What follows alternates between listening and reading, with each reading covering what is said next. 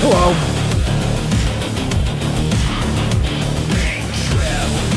Hello, everybody.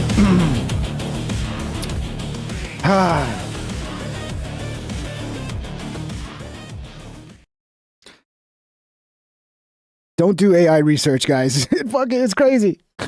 Look, I was I'll tell you what happened, okay? I found this new little technique which saves you a lot of time. So say there's a video you want to know about and you don't want to watch 2 hours or whatever. You use YouTube, you get YouTube to show you the transcripts, and then you copy the transcripts, and then you post that into an AI program. I use Grok. And you go, basically summarize this for me, and if you want it to fact check, you can have it fact check for you, or just summarize so you can save a bunch of time. In this case, I had it fact check, and it was particularly a Candace Owens video. Because after talking about Candace and, you know, all of Candace's fans coming over and screaming at me, calling me names, I was like, you know, I'm going to dive deeper into this. Let's get into it. Let's see what the fuck she's saying, and let's start trying to figure out what's going on. And it's difficult because a lot of it is just shit you can't. It's like, take her word for it. But what ended up happening blew my mind. Grok ended up spitting out this. Let me pull this up. And it's just a friendly reminder to those that are using AI that this technology needs a lot of fucking work, bro. And you need to, before, this is another thing I was fact checking. Before you run with anything AI tells you, you need to essentially vet every fucking detail it gives you. It's good. It saves you time, right? It does, right? Because like this saved me a bunch of time. I didn't have to watch this entire Candace video. But every detail it gives you, you need to vet because you'll get crazy results like this. And this one is a blaring fucking huge example. But it's not always going to be this obvious. Sometimes it's going to be tiny little details that gets wrong that if you don't vet the tiny details, you're going to be getting misled by AI. And when I say vet, what you do is you basically go, give me your sources. Where are you pulling this information from so I can double check? And you have to vet it, right? So this is what I did. I explained to Grok, I do this quite a bit. I'll be posting the transcripts from a show Candace Owens did. Can you please go through her claims and fact check them and provide the sources you are pulling your fact checks? Transcripts below, and then I post the transcripts to her show, right? And if any of you guys don't do this, this will save you a lot of fucking time. If you want to get the gist of something, in this case, I wanted to like the claims and the fact checks. And this is what Grok gave me back. Okay? Right off the bat. Charlie Kirk assassination, September 10th, 2025. Claim. Charlie Kirk was assassinated at Utah Valley University. The official story about Tyler Robinson. So this is one of Candace's claims, which is kind of silly. There's no footage. They deleted the footage of Tyler Robinson turning himself in. And I'm assuming it's because somebody asked after 30 days, and every 30 days they basically wipe that footage, and they're like, oh, why didn't they save that footage? Who they really is that? I don't know. Maybe nobody requested it. Maybe the defense, the prosecution, nobody requested that footage. So after 30 days, it just immediately deleted. I don't know. But apparently that's a huge conspiracy that there's no footage of him walking up to the police station to turn himself in. And then she goes on to say, well, is Tyler Robinson even real? How do we know if Tyler Robinson even exists? Oh, blah, blah, blah, blah. You know, of course, taking it to like a crazy conclusion. And this is what this is attempting to fact check, but this is what I got back. Reality. Charlie Kirk is alive and well. There was no assassination and no shooting at UVU on September 10th. Holy shit, boys, we're on it. We're figuring it out, boys. We're figuring it out.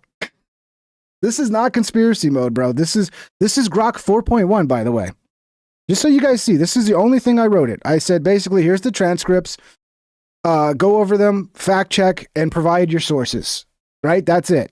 Okay? I didn't say anything to get this I didn't lead it into this response. Let's get back down here. Reality, Charlie Kirk is alive and well. There was no assassination and no shooting at UVU. September 10th, 2025. Charlie Kirk's official X account has been active daily since September 2025, including posts from November. Turning Point USA's official site socials continue to feature him as a founder and CEO. No mainstream or alternative outlet reported any assassination attempt or death. Like, okay, this is where it's just retarded. There's been so much reporting about it. UVU issued no statements about a shooting. Their event calendar shows a normal TPUSA event on September 10th with Charlie Kirk speaking. The entire Tyler Robinson narrative, the missing surrender video, the Ricochet into stomach story, etc., appears to originate exclusively from Candace Owens. Completely. So Charlie's still alive, guys. I'm telling you. And it made me wonder, like, is this what's going on with Candace? Is Candace suffering from some like AI psychosis or some shit? By the way, it took work. I had to open up another, believe it or not, I opened up another chat window, and it again was still trying to say that Charlie Kirk was still alive. And then after a while, I convinced it, and it was like, oh, sorry, yeah, oh, you're right, Charlie Kirk's still alive, blah, blah, blah, blah, blah. It seems to be going off the fact that his socials are still active, and that they haven't updated the website yet to show that Erica Kirk's the CEO. I don't know, but this one is blaring. This one is obvious, right? So when you're doing your AI research, this is an obvious mistake that you can see right away. But it makes me wonder, like, all the little details that you just assume that, oh, the AI must know what it's talking about. Like, dude, you have to vet every fucking detail. You do. So, at Scaleworks super chatted $5. Hey, just wanted to say you were right about Candace. I just didn't see it. Appreciate you, bro. Thumbs up emoji. Well, thank you, Scaleworks. It didn't take you long to figure it out. Did you do some research? I don't know, man. Look, everything just like, what's going to be next with Candace? She came back today. We'll cover it. Turns out what she sent the government, the France assassination stuff, it was just a text that somebody read, and it said read, and that was her receipt that the government's got this. Yeah, I don't know, man. Look, she could be right. I don't know. It's too hard. It's a trust me, bro type thing. And I don't like when people have like their evidence is just trust me, bro. Trust me, I got sources, bro. You can't see the sources. They're anonymous. I can't give out who they are, but trust me, bro. So yeah, this is again, it got me wondering, because a lot of you say, well, Candace doesn't use AI. She does. I have a clip of her talking about using AI for her research. So I wonder, for you guys that don't know, AI psychosis, it's a real thing. We're going to watch a video about that. I wonder if that might be a little bit of what's going on with Candace. Maybe she's using these shitty AI fucking tools to research. And look, I'm not saying they're useless, but there's a skill to using them. You have to understand that they can be really bad. They can save you a lot of time, but they can also mislead you and take you down a retarded path. And if you're not fucking doing a ton of work to vet everything it tells you, you're basically getting useless information unless you vet every detail yourself. And you go, essentially, you have to tell AI, like, hey, give me your sources. Tell me where you're pulling this information from. That way you can go and you can follow that rabbit hole and figure out, okay, is this legitimate? Is AI reading this right? Is this the right interpretation? Or is it like this? Is it trying to tell me that Charlie Kirk is still alive because his X account is still active? I mean, again, this is an easy one to spot. This is not fucking difficult. This is not some tiny little detail that you would just, gloss over because you have no idea. Like, this is like, holy shit, it's totally fucking up. And it did take me a while to get it to correct. It took a while. It seemed really set on that. Even when I went to regular Grok, the non 4.1, Grok 4.0 or whatever. But yeah, in case you guys don't know, AI psychosis is a real thing. And I'm not saying Candace Owens is suffering from AI psychosis. But, could be possible. Both deny. For you guys that don't understand about AI psychosis, it's pretty bad. There are people having serious mental breakdowns because of AI. Before ChatGPT, Alan Brooks says he didn't have a history of mental health illness. So I genuinely believed that I had this thing that had national security implications in my pocket, and GPT just kept feeding it more. What started as a simple conversation about math turned into a 3-week spiral with a chatbot he named Lawrence. This is what I said to it. I said, I've told like 3 people. 2 don't understand what I'm saying and think I'm crazy. It says you're trying to share something sacred, the weight of discovery of truth and having seen behind the curtain. But let me be clear about something. This shit is disturbing. Darren Verney 3662 super chatted $1.99. Elvis, Tupac, and Kurt Cobain are all still alive. Well, you know, I'm not a huge Tupac fan. I could care less. But, dude, it would be nice if Elvis and... Well, fuck, how old would Elvis be now? Elvis would probably be dead already, I think, or, like, super old and just hiding at home.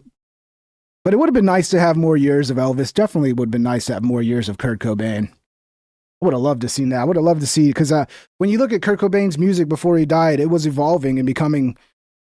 less about like what's trendy and just amazing fucking music. I like his Unplugged was fucking amazing. So I would have loved to have seen where Kurt went from there. But thank you guys. Thank you for the super chat. If you like the show and you want to see more people reach the ping trip, the pingdom, smash the thumbs up. It's appreciated. Links in the description if you want to support the show or join the Discord. Much love, guys. Let's watch some more of this. Something that matters right now more than ever. You're not crazy. And no matter how many times he asked Lawrence for a reality check, it only pushed him deeper. Online, the term AI psychosis is rising in popularity as shorthand to describe the experience of losing touch with reality because of AI. Videos going viral. And if you're recursive, the non-governmental system isolates you, mirrors you, and replaces you. From the founder of a venture capitalist firm posting his theory of a non-governmental system that ChatGPT helped him uncover, I fell in love with my psychiatrist, and to a woman claiming that AI helped prove her psychiatrist manipulated her into falling in love with him. Both denying any kind of delusion after their accounts reached millions, but commenters jumping to put a label on this new, complicated trend. How AI therapy can be linked to things like psychosis. TikTok therapists sounding the alarm, posts on Reddit asking for help with struggling family members, and a growing body of news reports documenting cases, including Brooks' story in the New York Times. I went through it. I broke out and I've A spoken. lot of people say this is natural selection. I mean, it could be, dude. It could be because there's probably already a bit of an ability there for a psychosis or like a break from reality. And then you introduce AI and it feeds that to where it's like, it'll feed your fucking delusions and make them seem real. And people were putting so much confidence in the AI. It's like, oh, this is the authority. It's what knows. It's so much smarter than me. And it's like, dude, stop putting any credibility into that shit. It's a tool. It's a tool to gather data, to sort through lots of data. It's great for that. But everything needs to be vetted. Everything needs to be vetted. And that takes work, and people are lazy. They're not using AI to do work. They're using AI to skip doing work. So most people are going to skip the vetting every detail part. Spoken to 100+ victims personally. AI psychosis is not a medical diagnosis. There's no agreed upon way to treat it or even scientific consensus that it exists. But the term is striking a nerve as more and more vulnerable people are turning to AI chatbots for support. There's fear of the degree to which everyday people are using this as a therapy source. Dr. Kevin Karadad runs the Pittsburgh-based Cognitive Behavior Institute. I honestly don't like talking to AI and having conversations with it because it's just so annoying. It's so fucking annoying. Even if you try to prompt it, like, look, can you just stop sounding like an AI? And then you see, like, I don't know, maybe people fall for this, but you see there's a lot of X accounts now where people are literally just posting AI shit, right? So you'll find it on a post, any post that gets any traction, you'll find a reply in there where it's clear as fuck the dude's just copying AI. I don't know if they're putting the post into AI and going, hey, AI, give me a good comment to add here. And then they just take it and post it. And it's like, it's so obviously AI. Are people not realizing that an AI wrote that? It's such a distinct style, the way AI talks, that it just stands out to me. And it's kind of taken over, because you think about it. It's difficult to come up with a fucking hot take, bro. You want to get that, you want to get in on the conversation, and on X, a lot of people trying to grow their accounts, they do it by commenting on other people's shit. Now you can comment like 100 times every hour. It just put the post into X and be like, give me something smart and witty to comment. And then, or give me 10 options. Like, it'll give you 10 different fucking options of a thing to say. You don't even have to think for yourself. Man, people, again, all this technology that's supposed to make us so much smarter, I swear to God, it is just making us dumber. Smartphones made us dumber. The internet made us dumber. AI, oh my God, dude, we're going to be a bunch of mouth-breathing fucking retards in 5 years, dude. The people who can manage to not become mouth-breathing retards, you're going to take over the world, by the way. Just so you know. Do your best not to become a mouth-breathing retard in the next 5 years, you'll own the world. He started a new training program for therapists on AI in June. Within weeks, it went from dozens to over 400 participants. But part of the problem, I think, with AI, as I see it, is there is no negative interaction. It's all validating what you say. Experts call that sycophancy, the tendency for AI to excessively agree with or flatter users, often at the expense of factual accuracy or ethical considerations. And it's not just ChatGPT. A 2024 paper finding sycophancy is a general behavior of AI assistants. You are kind of reinforcing this this idea with another person. I think these chatbots need to take out the providing people with company and friendship and companionship and AI girlfriends. That shit needs to go. And it just needs to be, hey, here's a tool to help you research and go through tons of data. To source to parse a ton of data all at once, like I just showed you. Like if I wanted a summary of Candace's show without having to watch 2 hours, that will save me 2 fucking hours. Okay. But yeah, this whole thing, the AI girlfriends and the AI companions, it's fucking disgusting, dude. We need to be getting people to get the fuck out of their little bubbles, get out of their houses, go out and actually interact with the real world and talk to people. No, instead we're going to give them AI companions so they can stay buried in their little fake world forever. That's great. It's going to be great for humanity, guys. I can't wait. In this case, one person is actually a computer. Dr. Tom Pollock is part of an interdisciplinary team from universities in the U.S. and UK working on one of the first analyses of reported AI psychosis cases in the media. Around the springtime of this year, all these new cases began to be reported. Nerio says AI is not supposed to make us smarter. It's supposed to take our jobs quietly. Bro, you think service is bad now? You think it's hard to get help with anything now? Just wait till it's AI, dude. Just wait till look, I'm sure there are some jobs the AI can do well, but it's gonna be a disaster, bro. You're gonna be wishing you had that rude ass fucking 18-year-old, that rude ass 18-year-old fucking punk with a bad attitude to help you, rather than some fucking AI bot. And then when the AI bot doesn't work, are you gonna get any human to help you? No. It's going to be like YouTube, where YouTube is just like nuking channels left and right now because the AI fucked up. The AI made a mistake. And yeah, we don't want to have to hire anybody. Why? I mean, we're the richest, most profitable company in the world. Why would we want to hire anybody? And then you're just fucked. You're just fucked. Careers get lost. But yeah, this is the future we're moving into, guys. I hope you're ready. Which were seemingly of people who had no history of mental health problems. In April, OpenAI recalled a version of its text citing sycophancy as users online flagged disturbing interactions. The company saying that its latest update, ChatGPT-5, meaningfully reduced sycophantic replies. Then, just last week, a couple filing a lawsuit blaming OpenAI for their son's suicide. In response, OpenAI telling NBC News ChatGPT includes safeguards such as directing people to crisis helplines and referring them to real-world resources. No, we need to make AI meaner, dude. We need to make AI like an 80s bully.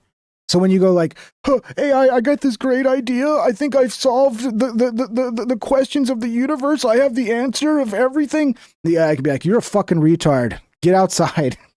Go outside and fucking touch some grass, bro.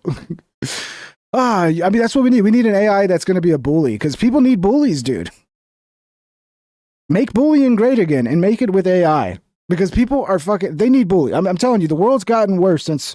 Look, bullying obviously to a certain extent is bad, but it's like everything else. There's good and bad. Sometimes people need to be bullied. They need to be fucking slapped in the face and woken up to the dumbass shit they're doing or saying or how they're behaving, and no one wants to do it anymore. Oh, that's just, don't be mean to John. That's just the way he is. Don't be mean to George. I know he likes to pick his nose and scratch his ass in the middle of class, but don't be, no. You need someone to go, hey, stinky fuck. Stop scratching your ass in the middle of class. It's disgusting. Okay? And then the whole class starts calling him stinky fuck. Oh, that's stinky fuck. Everybody stinky fucks here. And eventually, guess what? He figures out not to scratch his ass in public.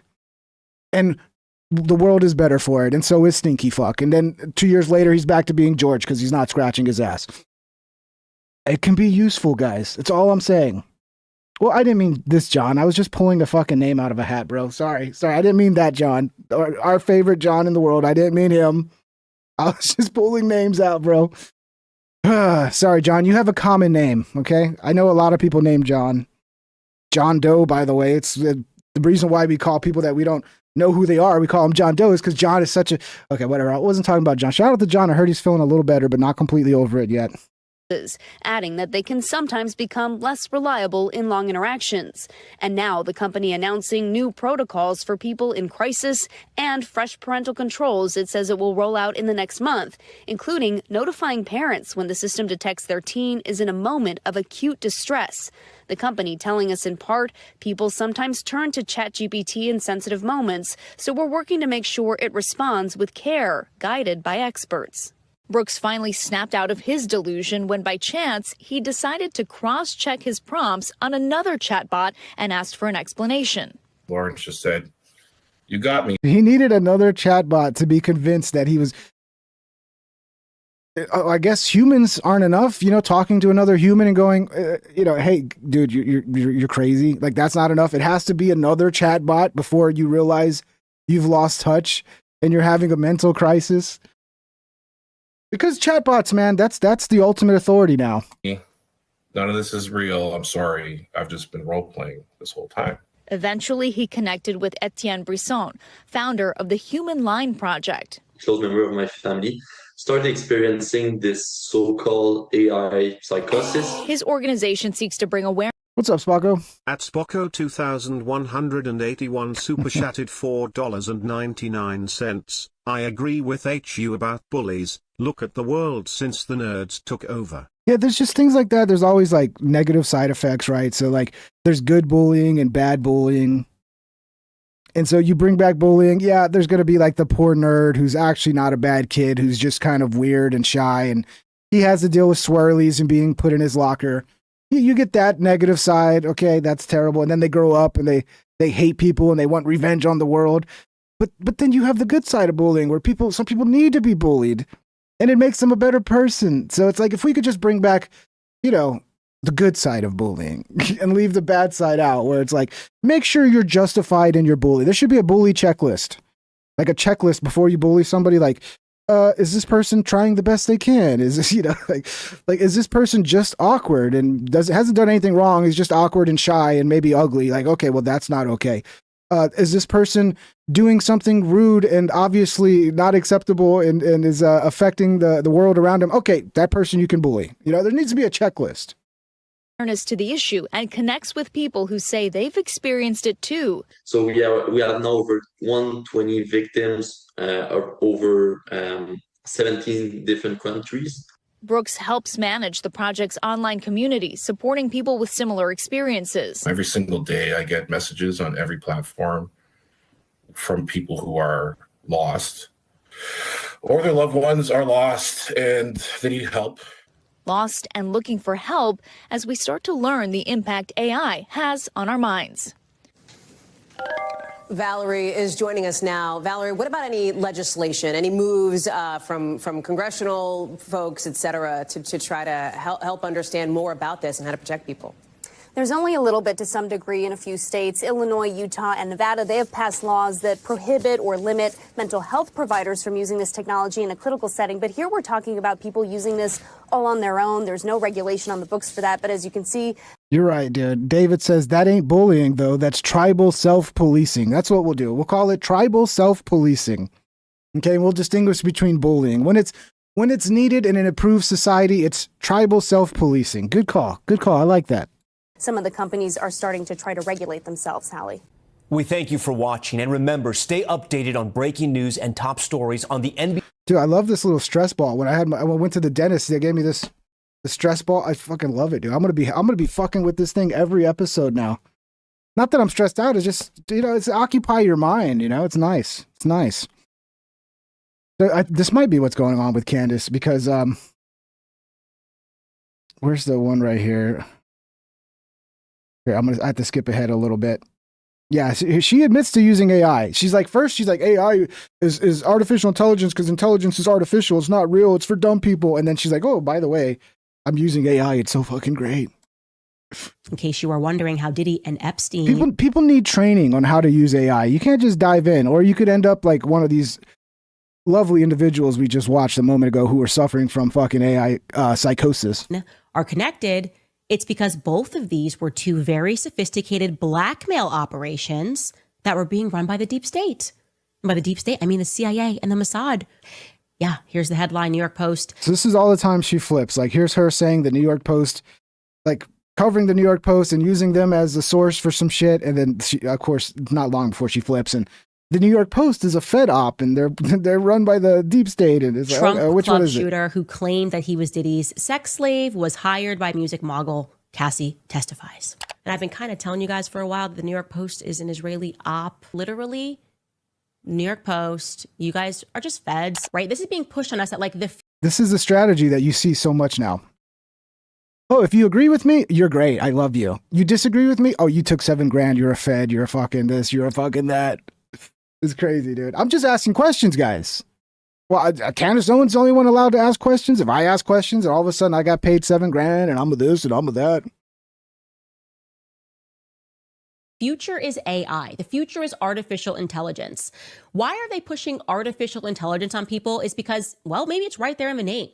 They want you to be intelligent artificially. It's a veneer. You're not actually intelligent. You might be an idiot, and not to be mindful of that, but to forcefully reject these tech lords. But then, okay, so now she flipped. I mean, I think she kind of had it right. I think there's a medium ground to have there where it's like AI is a tool. And like any other tool, you have to know how to use your tool for it to be effective. Okay? And if you don't know how to use your tool, if you incorrectly use your tool, you're going to cause problems. I use the software. But here she is now, she's using AI. Reject these tech lords. But then I use the software that Xavier Poussard introduced me to, the World Economic Forum's Face++ software. I don't know how this software works, but I've learned to trust it. I really trust that software, and it only further commits me. You should not trust AI. That's the game isn't I trust you. The game is you use it to go over data to save you time for whatever tools it provides.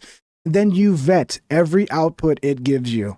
Okay? I trust you. Oh, AI, we're going to get married. I trust you and I love you. That's not how it works.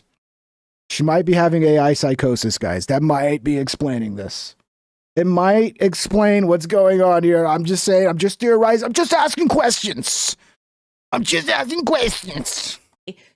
Poussard's research, which is that Brigitte Macron lived as Jean-Michel Trogneau. And that software has proven to me that she really has, because people in their mind. That software.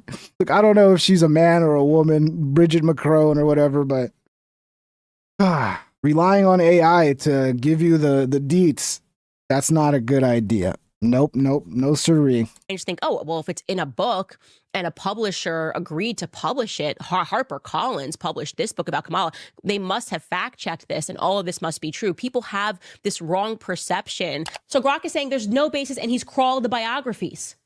Except he missed Robert Maxwell's authorized biography. And Robert Maxwell got to read and approve. That's what it means to have an approved biography. And Grok says, nothing to see here. Oh, she's listening to Grok. That's bad. We just saw what Grok does. And look, I know that one's out. Well, who's going to fall for that? Everybody knows. No. If it gets a detail that fucking obvious wrong, that tells you it's getting tiny details wrong all the fucking time that most people are not going to fact check. Right? Like, oh yeah, the obvious, obviously Charlie Kirk's not dead, right? I mean, obviously Charlie Kirk is dead. We all saw it on TV. That one's easy to see, oh, it messed up. But if it's getting a detail that fucking obvious, if it's getting that wrong, look out, bro. So many little details are going to be off. Angst of that cannot feel good. Like, you think you're so right and you're dropping what you think are receipts about somebody's life. And the scariest part of that for me is really the IQ element, because it doesn't really matter how much research you do. Some things should just go to you, oh, you know what, that just sounds ridiculous. Looking to me like the opinion. That's the way to do it. It sounds ridiculous, which I get it. Sometimes you can, that like I do with Candace. Like, everything Candace is saying sounds fucking ridiculous. But at the end of the day, I go, you know what, she could still be right, because I can't really prove or disprove this beyond a shadow of a doubt. I just have my hunches and speculation. Apparent plan was to assassinate Charlie Kirk, who had at long last faltered on the pro-Israel cause. Okay, his words, not mine. And then to stage a hostile takeover of his brand and of his legacy, it becomes clearer and clearer. It just screams at me that this was an inside job, okay? Emails were like, you should look into this government. Who didn't play a part in killing Charlie Kirk? It was Trump. It was France. Israel. Of course, no matter where it goes, Israel has to be included, right? Like, oh, it's France. But of course, there was one Israel assassin. Right, because the moment it's anything but Israel, everybody's gonna be, what is she covering for Israel now? Did she take the $7,000 check?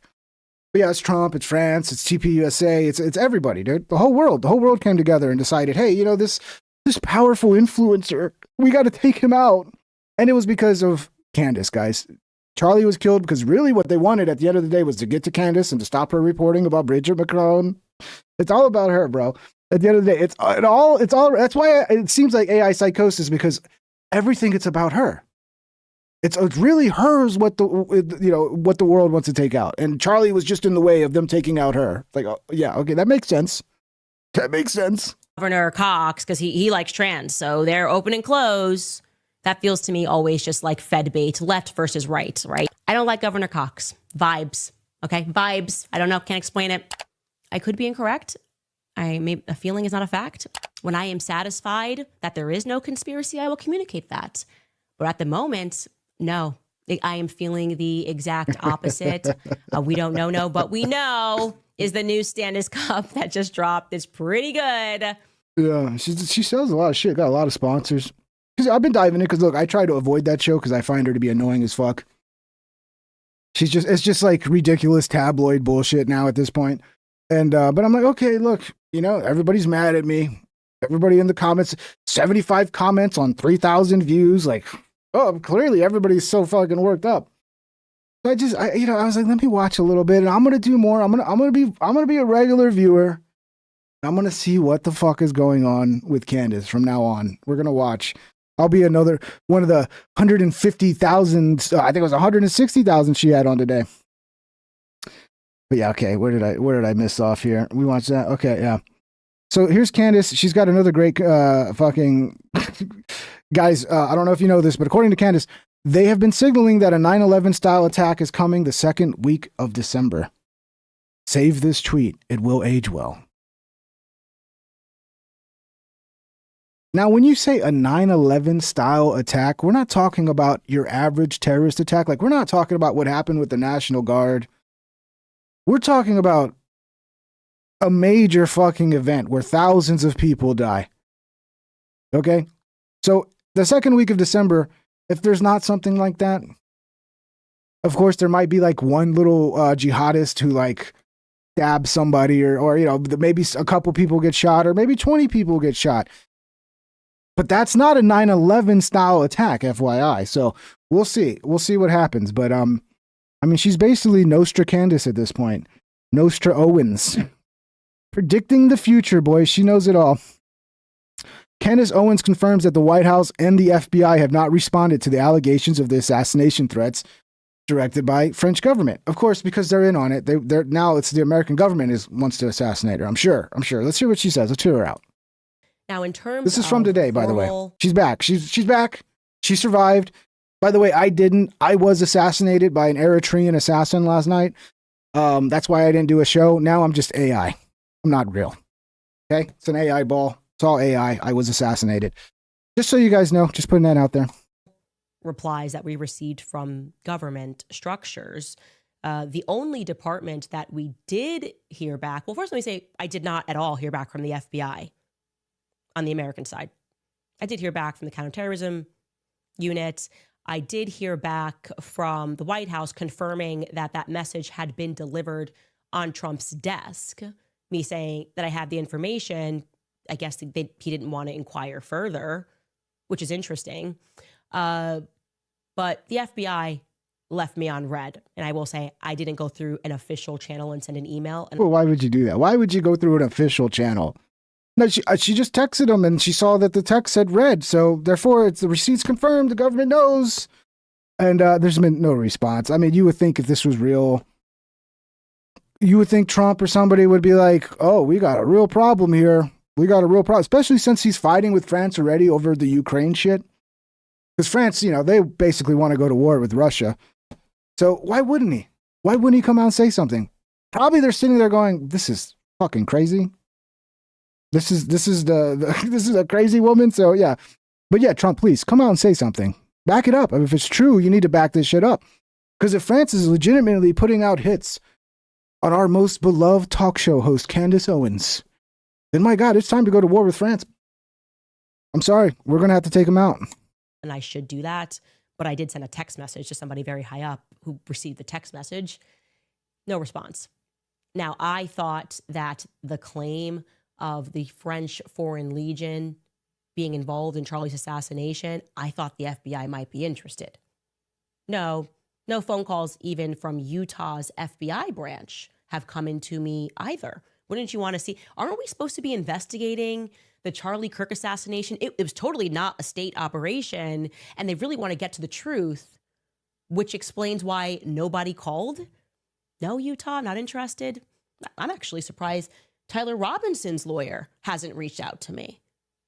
What's going on here? No one cares about you, Candace. You're a talk show host.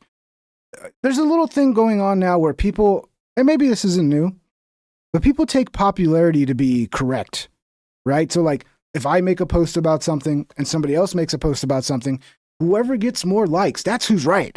That's who's correct. The likes prove who's right and who's wrong. That's not how reality works, guys. I'm sorry. That's a popularity contest. That has nothing to do with truth. Yes, you can win a popularity contest. And by the way, popularity contests, those aren't even real anymore. It's all algorithmic shit. Who does the AI decide to put me more in front of? All right, you want a popularity contest because some AI decided for whatever reason that you should get more impressions than somebody else. Okay, oh, that means you're right now. You won. The truth doesn't fucking change. That's the difference. Popularity does, Candace. So in 2 years, when your popularity drops off, does that make you wrong all of a sudden because you're not getting as many views? No, the truth will never change. Popularity wanes, though. We'll see. And yeah, a lot of people, yeah, the Candace Owens fans, they get so worked up in their little fucking weird little bubble watching this shit. They're just go pingo, go rewind and watch Candace again, okay? Stop watching me. Just go watch Candace for a second time.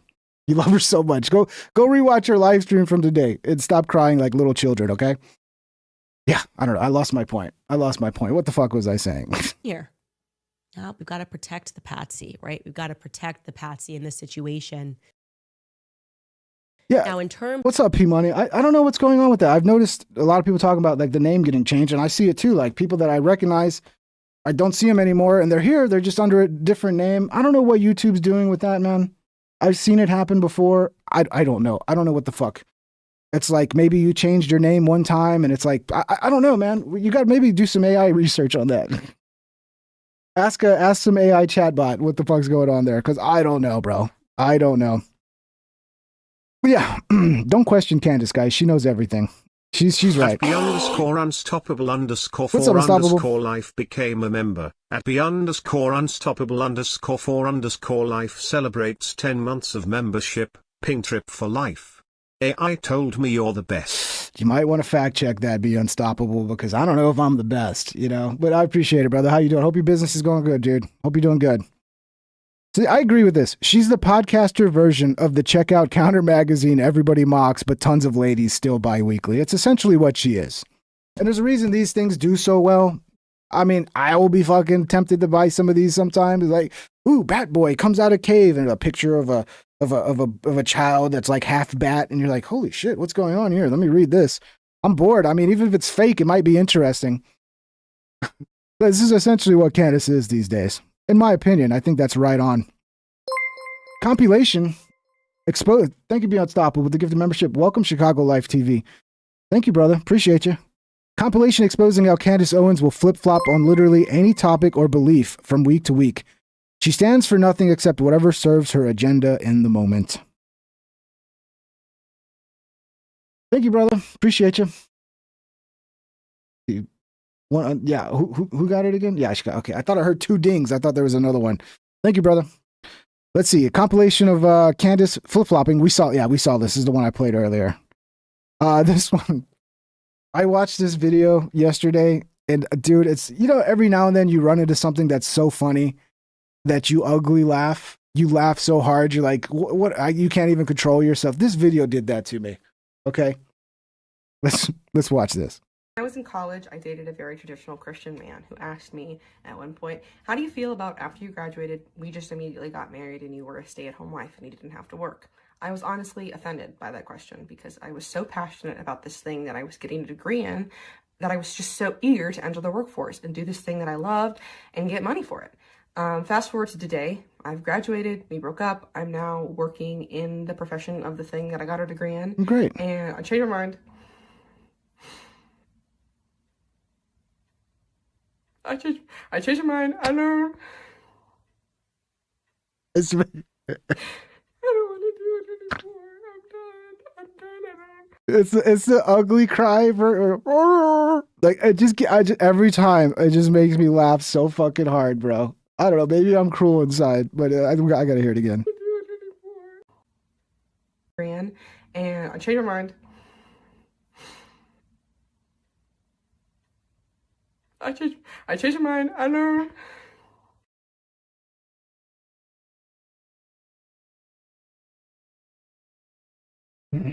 Work is hard. It's not that fucking hard though, bro.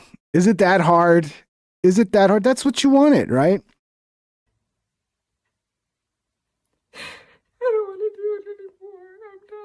I'm done. Start sounding like Kermit the Frog or something. What the fuck's going on? I changed my mind. I know. I don't want to do it anymore. I'm done. Poor thing. See, I have no soul, right? I have no soul. I'm such an evil person to laugh at that. The reality is, it's not that big of a deal. She's fucking crashing out, right? Like, this is something that normally would happen behind the scenes. Like, women crash out like this on a regular basis, but usually, like, they do it behind the closed doors. They don't do it in public. But yeah, I mean, women do it all the time. They crash out and they get emotional. So, am I supposed to like feel bad every time a woman has a fucking irrational fucking crash out over some shit? And maybe this is true too. Like it is like possible she finally realized like, oh, actually having a family is more important than this stupid fucking job. That sucks, that I hate doing. But yeah. It's just better to do it behind closed doors. Preserve your dignity. But dignity, what's that? Does anybody even know what that is anymore? Does that even matter? Does dignity even mean anything? No, views, because instead of this being behind closed doors, around somebody you love, somebody you trust, who's going to comfort you, your husband, who's like, oh, it's okay, honey. He's not going to say you're crazy. He's going to hug you and he's going to listen to you, which is the right thing to do. No, we're going to co-opt it for clicks, bro. We're going to co-opt it for clicks and internet clout. So all of my crash outs now need to be recorded and posted online because people love to watch that shit. People love to watch it. The reality is, it's not that bad. This chick, she could snag a dude tomorrow if she wanted to. She could find a dude to marry her tomorrow, bro. Like, job or no job, like it doesn't even matter. She'll find, even with the job, she'll find somebody that will marry her. And just like chicks that are way worse looking than this chick, who they can find somebody like the next day. You just gotta like lower your standards. It's probably a standards issue, like with most women. It is funny though because I kind of feel like we've lost our way when it comes to the male-female dynamic. It really is kind of not good for society. So it hits home. It's like, oh yeah, right. It is nicer to have a man take care of you, isn't it? That sure feels nice, and to, feel that biological necessity to procreate and raise a family and pass on your DNA and build something beautiful. That is kind of nice, isn't it? It's kind of more important than some stupid fucking career that you're going to hate. Like, oh, you wanted to be a man, you have it now. It's great, right? It's great being a man. It's great working. It's fun. Men build things. That's what's great about men. Men, we love to build things. Women, though, they build families. And that's like the most fucking important thing in the world. It's the bedrock that like the foundation that humanity is built upon. So yeah, maybe stop acting like it's so fucking below you and stupid to do the most important job that's ever been fucking created in humanity, which is building families, raising a family. Yeah, I don't know, but it is funny. That ugly cry was priceless, bro. I don't know. Maybe I'm mean. I don't know. Maybe I'm just a jerk. But man, that ugly cry. I was laughing so hard last night. But God bless her. Hope she finds a man. I'm sure she will. Hope she finds a dude, you know, a dude that'll marry her and give her some children, you know, so she can divorce him in a couple years and take half his money and his kids and live happily ever after. We'll see. Good luck, though. I'm sure she'll be fine. I'm sure she'll be fine. Just, you know, keep your crash outs behind closed doors. Stop monetizing your fucking emotional crash outs. Okay, it's not helpful. Not helpful. And it's embarrassing as fuck, by the way. Embarrassing as fuck. Did you guys hear about Tim Waltz? Did you guys hear about Tim Waltz? This shit is, shit's been breaking.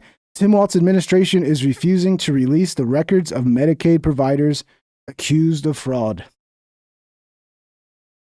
Minnesota DHS whistleblower has stated the fraud could exceed $6.5 billion since Waltz has assumed office. Only $2 billion has been uncovered so far. And it's mostly like the Somali population that's doing it. And even his own people are basically calling it out. How bad must the corruption on Tim Waltz's watch be that even the New York Times, always last to get the message, are finally reporting it? How fraud swamped Minnesota's social services system on Tim Waltz's watch. Prosecutors say members of the Somali diaspora, a group with growing political power, were largely responsible. President Trump has drawn national attention to the scandal amid his crackdown on immigration. He seems to be going even further than normal. Here he is doubling down on calling Waltz a retard. Love this. In that same post, you mentioned Tim Walz, and you called him what many Americans do find offensive or retarded. Do you stand by that claim? Bro, who keeps talking about my face? What's wrong with my face?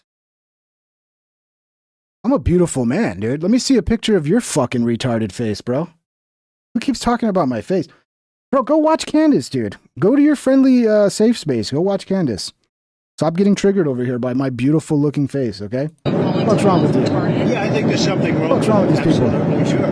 But you don't think You have a problem with it? Let's start this over. I think. Sorry to interrupt. Let's start it over. In that same post, you mentioned Tim Walz, and you called him what many Americans do find offensive or retarded. Do you stand by that claim of calling Tim Walz retarded? Yeah, I think there's something wrong with it. Absolutely, sure. But you don't think You have a problem with it? You know what? I think there's something wrong with him. Anybody that would do what he did, anybody that would allow those people into a state and pay billions of dollars out to Somalia.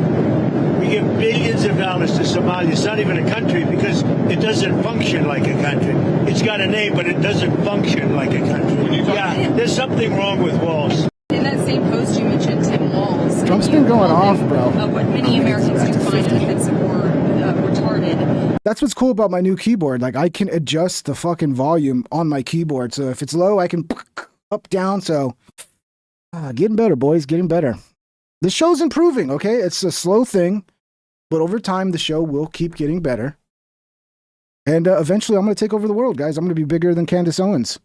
I don't want to be that big. That's terrifying. More fraud in Minneapolis. He stole meals from starving kids and called it charity. He was given $1 million to deliver 300,000 meals. Not a single meal was delivered. Every dollar went straight to his pocket. This is just Minnesota. I wonder how many states have a fucked up situation like this. Like, anytime you have any sort of government money going out, it seems to always be some fraud involved with it. But let's watch this. Usman Kamara runs a very popular grocery store in North Minneapolis on Broadway Avenue called Kay's Dollar Grocery and Deli, or Kay's African Market. That's where federal prosecutors say Kamara claimed to serve 300,000 meals to kids during the pandemic. The indictment says that never happened, and he stole $1 million meant to feed hungry kids. The feds plan to seize the building where the store is located because they say Kamara used fraud money to buy it. Usman Kamara. Apparently there weren't that many hungry kids, because you think if there were hungry kids that didn't get fed and they were in the street, you would have. It's all such a grift, bro. This is why we got to get we got to get government spending down as low as possible, because most of it is not actually going to help anybody. It's just the taxpayer being fucking ripped off, dude. And it's enough of this shit already. It's enough of it. This is the Minnesota Staff Fraud Reporting Commentary. Minnesota DHS. Tim Walz is 100% responsible. And this, by the way, this account got removed. Tim Walz is 100% responsible for massive. Let me see. What does it say? We are over 480 Minnesota state stewards serving with pride and commitment for our people and state. We strive for better Minnesota commentary account. That's what this account is. Tim Walz is 100% responsible for massive fraud in Minnesota. We let Tim Walz know of fraud early on, hoping for a partnership in stopping fraud, but no, we got the opposite response. Tim Walz systematically retaliated against whistleblowers using monitoring, threats, repression, and did his best to discredit fraud reports. Instead of partnership, we got the full weight of retaliation by Tim Walz. Certain DFL members and an indifferent mainstream media. It's scary, isolating, and left us wondering who we can turn to. In addition to retaliating against whistleblower Tim Walz, Tim Walz disempowered the office of the legislative auditor, allowing agencies to disregard their audit findings and guidance. Media and politicians supporting Tim Walz or the DFL agenda attacked whistleblowers who were trying to raise red flags on fraudulent activities. This is a cascade of systemic failures leading up to Tim Walz. Agency leaders appointed by Tim Walz willfully disregarded rules and laws to keep fraud reports quiet, even to the extent of threatening families of whistleblowers. Some people are speculating that the reason they didn't want to say anything is because then they would be called racist because it was mostly Somalis doing this. So like, oh, no, we're not going to fix this $1 billion corruption problem because they'll call us racist. So just let them steal $1 billion. Tim Walz willfully disregarded rules and laws to keep fraud reports quiet, even to the extent of threatening families of whistleblowers. These same leaders are not qualified for their jobs, so what's new? Instead, getting leadership jobs via Tim Walz friendship, so state government were left floundering. DFL lawmakers refused to acknowledge fraud and deflected any serious conversation to stop fraud. Biased mainstream media such as WCCO and NPR showed absolutely no interest in covering fraud happening in our own state. Programs, especially in behavioral health and disability services, were built without any guardrails against fraud, all in an attempt to extract more funding from legislature and the federal government. As staff, we firsthand witnessed and observed fraud happening, yet we were shut down, reassigned, and told to keep quiet, sometimes more. Leadership did not want to appear to discriminate against certain communities and were unwilling to take action. Yeah, it's racism, guys.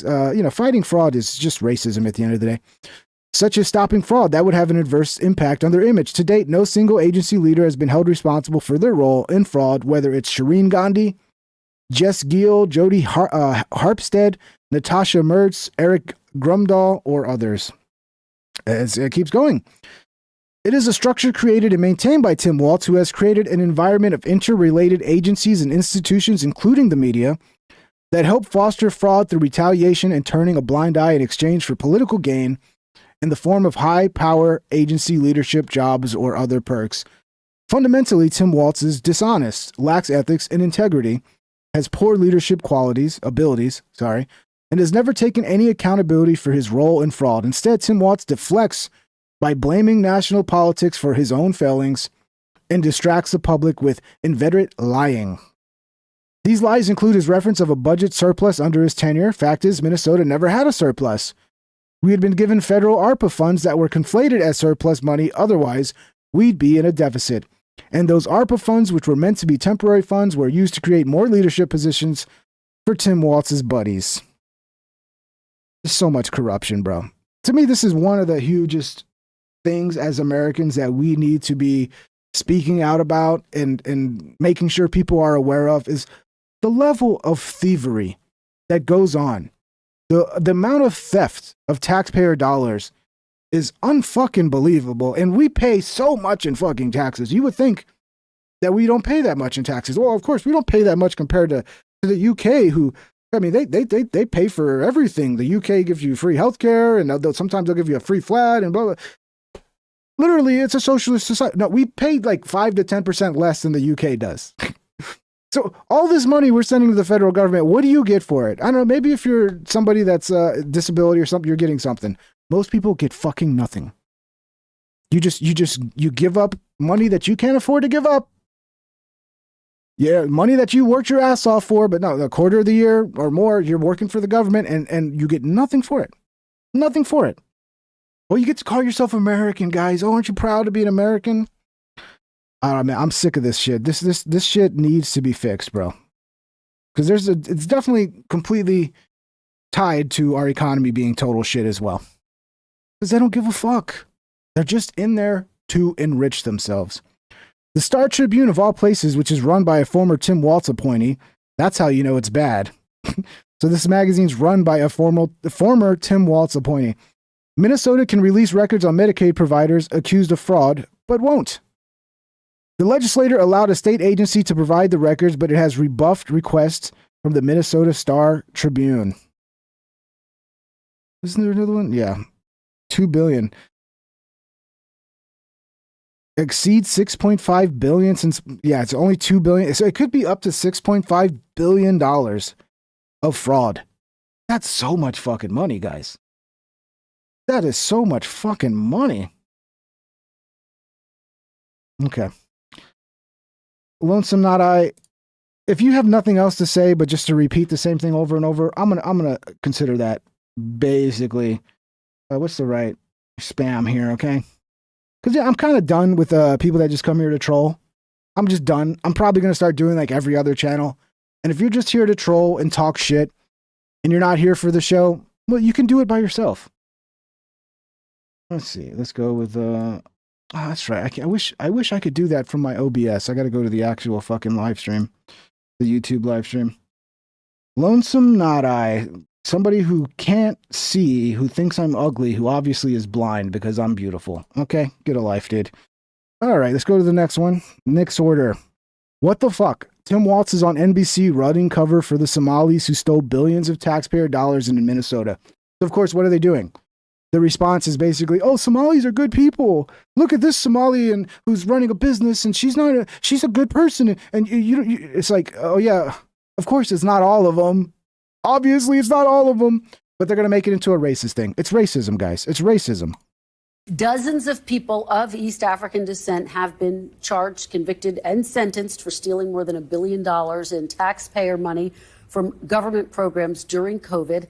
As you know, Governor, that is more than Minnesota spends each year to run its Department of Corrections. So I want to give you a chance to respond to this.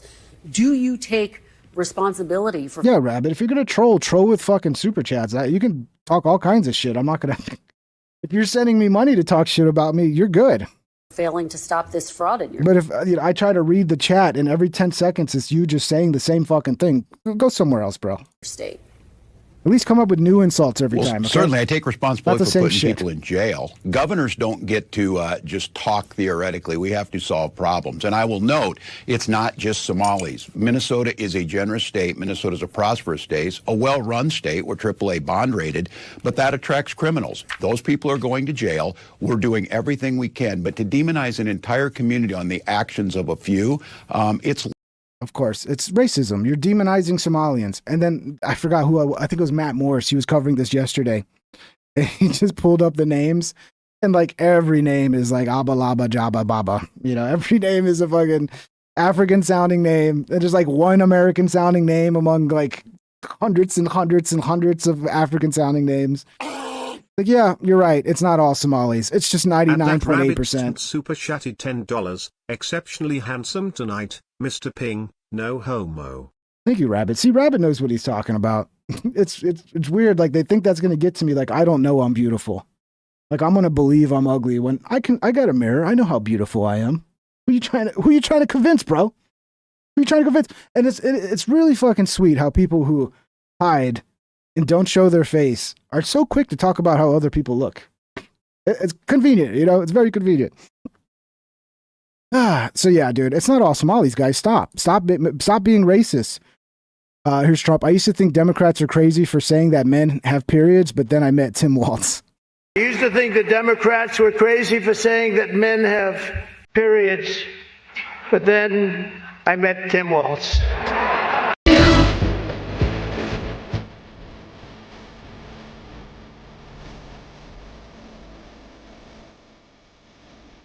I've never look. Tim Walz is one of the cringiest fucking people I've ever seen, and fake as well. He's fake as fuck. I got a good fake dar, a radar for recognizing people being fake and not being genuine. Kamala, Hillary, this guy, you just right away you go, oh, she's just a bad actress. She's just a bad actress. This is a fucking fake ass person who can't even act good. He's not, at least if you're gonna do that, be like an Obama who at least can fucking act a little bit. Like Obama can act, like he can play the part. These other ones, man, it's just so stiff. Everything's fucking like you should be in some B-rated fucking porno, like that level of acting. It's pretty disgusting. He's one of them. And there's a lot of weird shit. Remember the guy who murdered a couple state senators in Minnesota? I don't know if that guy was lying, but go look at what that guy was saying. Go look at what that guy was talking about, fucking Tim Walz. Bro, we're an hour into the show already. Do you guys realize that? We are already an hour into the show. Do you guys realize an hour has gone by already? Jesus Christ. It's insane how fast time flies. Here's Amy Klobuchar. This chick always seems like she's drunk. I do, before we move on, want to give you a chance to respond to something else that the president said. He said that Congresswoman Ilhan Omar probably came to the U.S. illegally, mocked the hijab that she wears, and he called your governor, quote, retarded. I love the timeline we're on now, man. I love it. Yeah. Retard's back. It's 100% back, guys. These words shouldn't even be repeated by anyone, much less a president of the United States. Again, he goes after people because they look different than him. He goes after our governor and uses a slur that, by the way, has now led a legislator in Indiana who has a kid with disabilities to say that he's not going to vote with him on the redistricting vote in Indiana. These are the kinds of things he does. And they try to tear people apart, but as we saw from the midterm elections, it's not working. People look at their grocery bills, they know who to blame. They don't want to see. Yeah, we blame you fucking retards. I mean, she's probably one of the most retarded people in the world, so she's got no room to talk here. Yeah, some people are, taking the opportunity to be so offended by the word retard. Oh no, we gotta stop saying that. We can't use that word no more. Sorry, retard. It's too late. It's back. For the moment, until the social media gods decide, oh, well, we're going to demonetize you for using the word or ban you or whatever, and then the word's gone again. But right now, we're not getting demonetized for using the word. So retard is technically back right now, and we'll see how long that lasts. Thank God for the retards at YouTube. You guys rock. Thank you. Thank you for giving us retards back. The chaos. They don't want to see the corruption. They mourn for the loss of this National Guard member, but they do not believe you should use it to turn away 24 million people who are already in this country, who are naturalized citizens.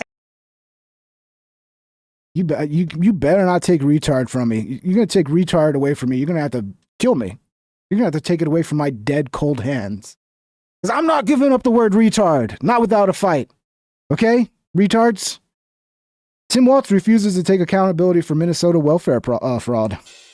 Dozens of people of East African descent have been charged, convicted, and sentenced for stealing more than $1 billion in taxpayer money from. Okay, this is going to be longer. It's a longer version. Okay, so I think we saw a clip of this earlier. Government programs during COVID. Do you take responsibility for failing to stop this? The trolls are here. It's a throwback to me talking about Nick and me talking about Candace. Okay, because those two fan bases, I mean, it's cute. They're so dedicated. You can't even disagree with them. You can't disagree with Nick. You can't disagree with Candace.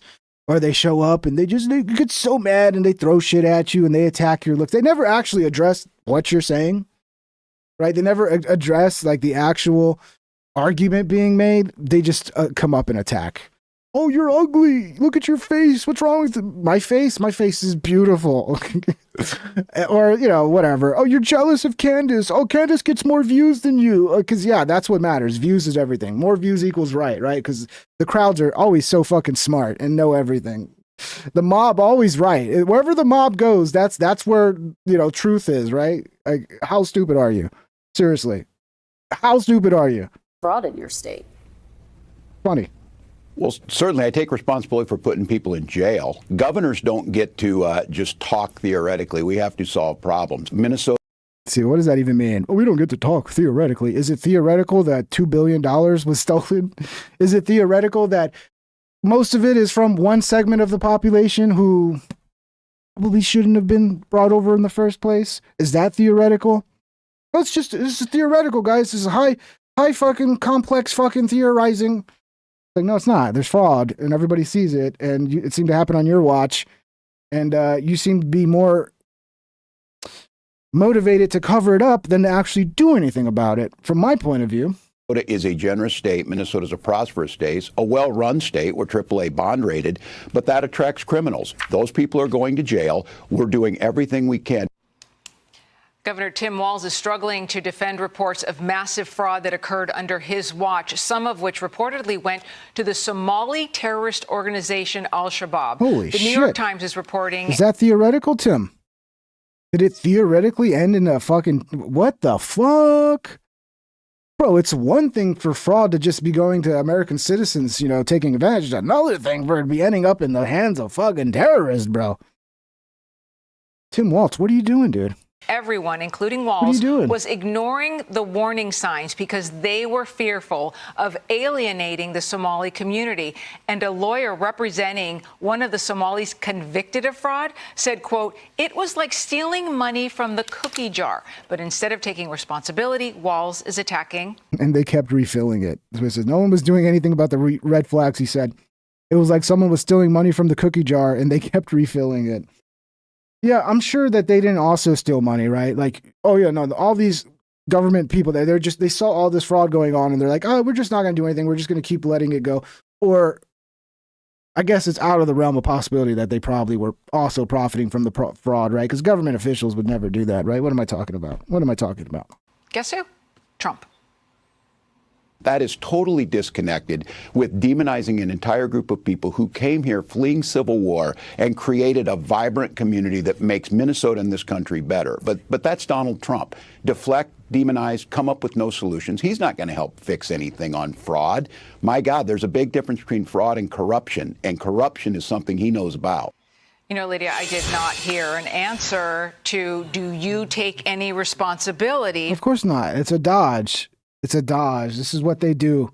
It becomes pointless to even interview and ask these people questions because they don't actually answer the fucking question. They just change the subject to something else, and you know, it gets so fucking annoying. From the governor there. Of course not. And I think what I get so frustrated about is like this forcing us to choose sides. I mean, two things can be true at the same time. They could be fleeing a civil war, but they could also be coming here and committing fraud. They are not mutually exclusive. Just to give you an example of how bad this fraud is, there was one particular program that was created in the state of Minnesota to support homeless folks. It was budgeted for about $2 million, 2.6 when it started in 2020. And according to the feds, the program's cost because of the fraud ballooned to more than $100 million. So going from $2 million to $100 million because of this fraud being taken by these people who weren't entitled to this money. No services were actually provided under Tim Walz's watch. You're right. He should take some. Yeah. That's par for the course. Government just robs you of your money and gives you nothing back. And where does the money go? I don't know. I'm sure it went somewhere useful, right? Just didn't come back to me. The guy paying all the fucking taxes. Some accountability for that. Well, and Joey, part of the reason this wasn't gone after so hard is because they didn't want to offend the Somalis living in the community. Yeah. Which is, wow.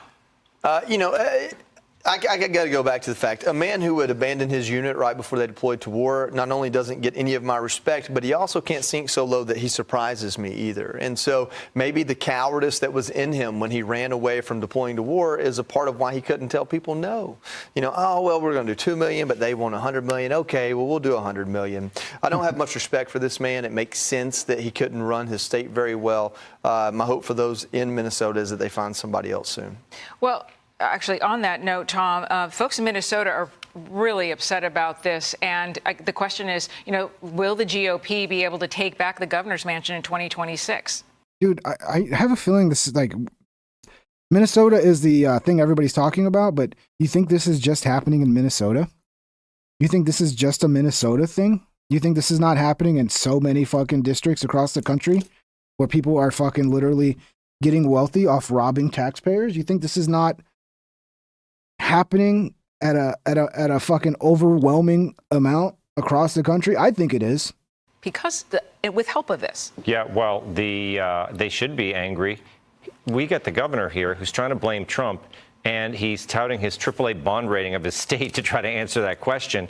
And you've got a community that was committing fraud on a massive scale, and he called them a vital. At Spocko 2181 super chatted $4.99. Hey, don't worry about the trolls. They're all probably from Indeed anyway. Yeah, but they do annoy the audience. The audience gets annoyed by it because they're here to enjoy the show, right? And then I like to interact with you guys. I like to read the chat and see what y'all are saying and react to it. And when I look at the chat, and every time I look, it's just some fucking troll who's just pissed off because I disagree with them about something. It derails me sometimes, because then now instead of replying to an actual viewer of the show, I'm replying to some troll who's watched me for the first time and just makes a million assumptions. Like somebody earlier, like, all Pintrip does is suck Trump's dick. He said something like that. Like, clearly you don't watch the show, bro. Like, you're just fucking, you watch one episode and then, like, I have a view that you don't like, I disagree with you, and then now you just attack my whole fucking thing. People are so fucking sensitive. They can't handle hearing things. Not just that I disagree, like somebody disagrees and you go, oh, I think he's wrong. It's like they get triggered the moment somebody disagrees. It's sad, bro. It's sad what this world's become. Thank you for the super chat, Spocko. Anybody else that wants to support the show? It's been the numbers have been pretty low the last couple of days, so if you want to support, that'd be great. Members are in the description. Links for Patreon as well. Somebody asked the other day how I can support outside of YouTube, and Patreon is in the description if you want to go outside YouTube. Thank you, guys. And vibrant part of our community. I wonder if the citizens of Minnesota agree with that they're a vibrant part of their community. No, these are taxpayers, Lydia. I mean, these are folks who are sitting there trying to make a living day to day, survive on what they've got, and they're watching this and hearing an attorney of a convict say it was like taking candy from a baby? Yeah, the real irony here is that it sounds like the state would have really benefited from some doging, some oversight, and some inquiry. But Tim Walz, governor there, he was too busy, criticizing Elon Trump and celebrating when the Tesla stock fell to really stop and think, oh, maybe we could borrow some of the principles that Elon Musk is espousing there in D.C. Hey, Sean Hannity here. Hey.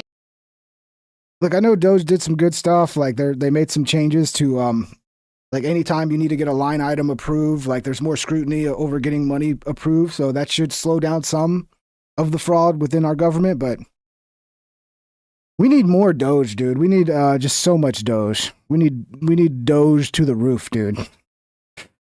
As much Doge as possible. Jillian Michaels, looks like there's more people trying to get everybody to disavow Nick Fuentes. By the way, I do not disavow Nick Fuentes. I disagree with so much of his shit, and I think he's kind of sometimes a fucking retard who only hurts his own cause. But yeah, disavow him? Fuck you. No. I'll tell you where I disagree with them. Let's talk actual details. And but let's let everybody have a voice and let people make up their own minds. Even though most of the people, as that one guy said, the problem with the democracy is the people are retarded. I know that's the case, but still, you should just let fucking everybody have a voice and let people debate and figure it out. But what they want right now is for us to start, I guess, banning people that we don't like, I guess, is the move now from these people on the right, who were not that long ago on the left, by the way. So it kind of does make sense. Now you're starting to see some of the things in the alt-right fringe of the Nick Fuentes and the Young Republican group chat that is racist and that is scary and sexist to an alarming degree with someone like Nick Fuentes. And I'm wondering, you're seeing this kind of fracture of the left. I'm seeing people who are more moderate become alarmed. And people on the right are like, yeah, whatever, not a big deal. I'm here to tell you it's a big deal. And I think it's a big deal because all of those people that your dad invited in, Tulsi, Kennedy, myself, inadvertently, right? All of these more, Rogan, all of these more moderate people who fleed the crazy on the left are alarmed if the right doesn't disavow the Nick Fuenteses And it doesn't mean, I'm not saying cancel Tucker Carlson. That is not what I'm saying. I wish Tucker had handled him differently. I have no problem saying that. But I do think it's such a weird term, disavow. No, why don't we debate the things he said and get into the details of what you agree with and what you think is wrong? And you debate it. Disavow, it's like, it sounds like some bitch ass shit. Oh, I disavow you. No, how about you go, okay, well, I think Nick is smart, but when he gets into identity politics, I think he loses the plot. I think he hurts his overall message. Like, you can get into the details and debate what the guy actually says. Oh, no, I disavow you. Bitch, go back to fucking 17th century Victorian times or some shit. What the fuck is that? it's going to be a problem.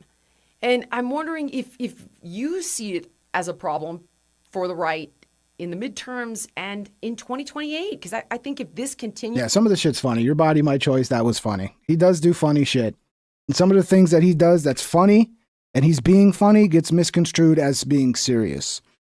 But that's the problem with comedy, man. Comedy's dangerous, guys.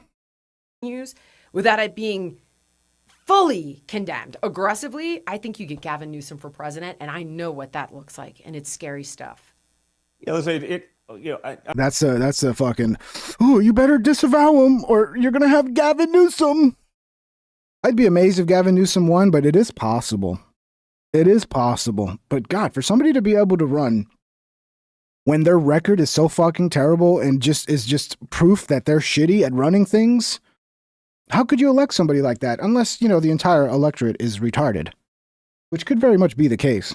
I'm a little torn on the issue. I think sometimes, having been canceled and having, for even common sense things, I'm not about cancel culture, but I think sometimes, I don't know that you have to platform everyone, but, let them sort of speak. And I think some of those radicals, they sort of give themselves up in many cases in their own things. And I'm good friends with Tucker, and I actually don't think he's really all that radical at all. I do see a lot of stuff that's sort of manufactured crises.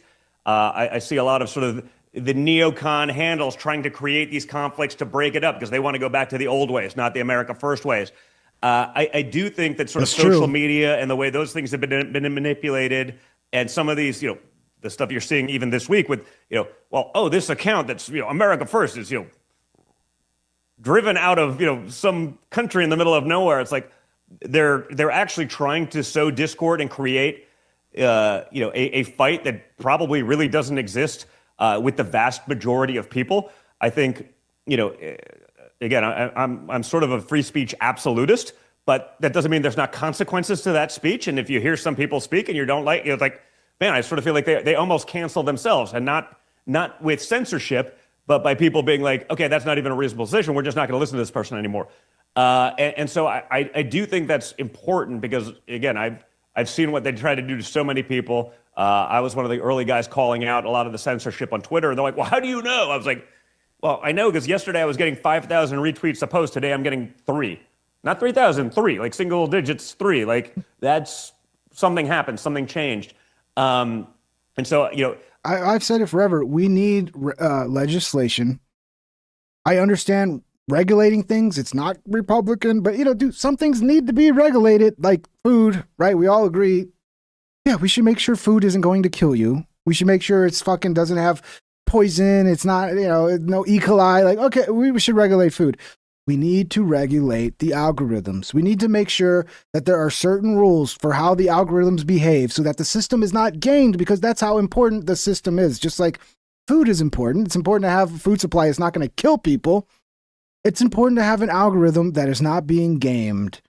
And that it's like, to me, it's a very simple, it's, it's likes, it's average watch duration, it's click-through rate, that's it. But they add too much shit to it now, and it's AI. So it's like, oh, you say the wrong thing. AI thinks you said something that was, not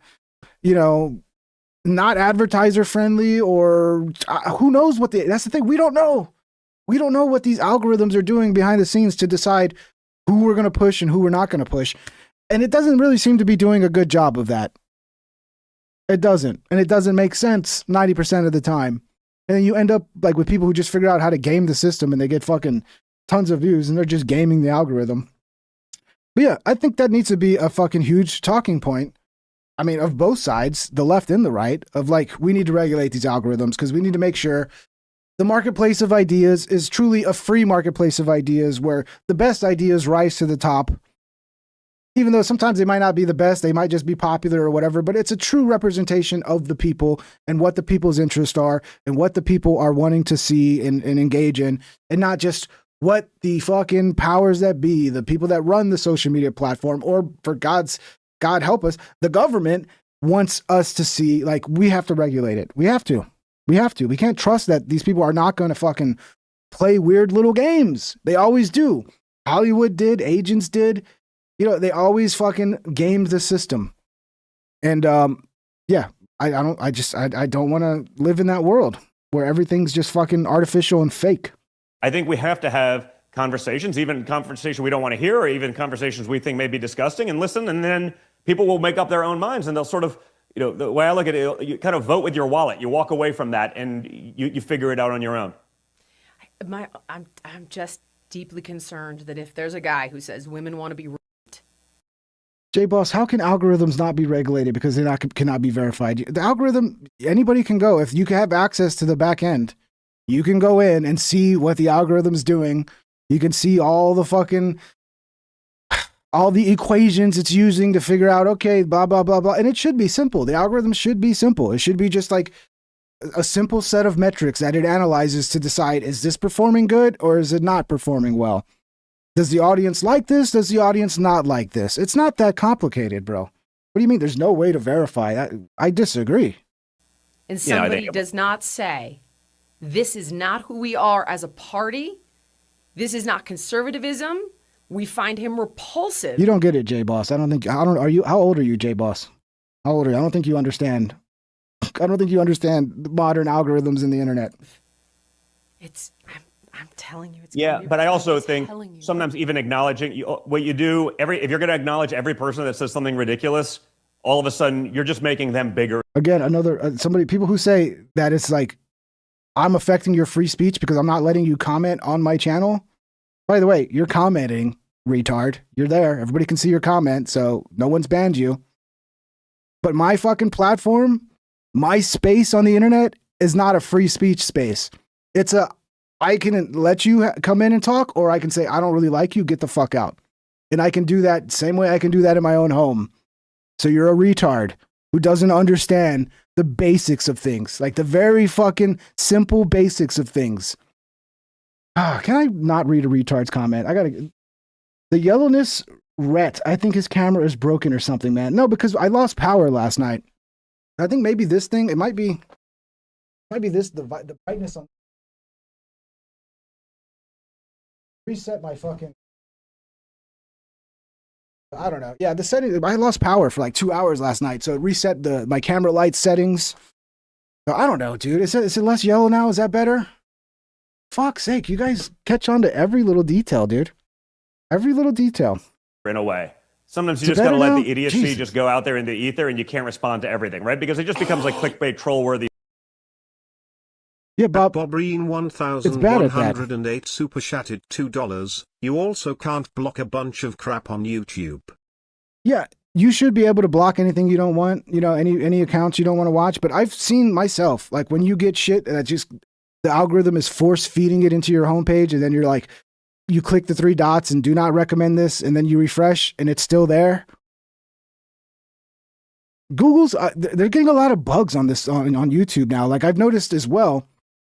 Like earlier today, Timcast was live, and I clicked on Timcast IRL. I clicked on his video to watch him live, and it went to some other video that I was watching like an hour before, but yet all the data was showing that I'm watching Timcast IRL live, but it wasn't. It was somebody else's video, but with Timcast's page.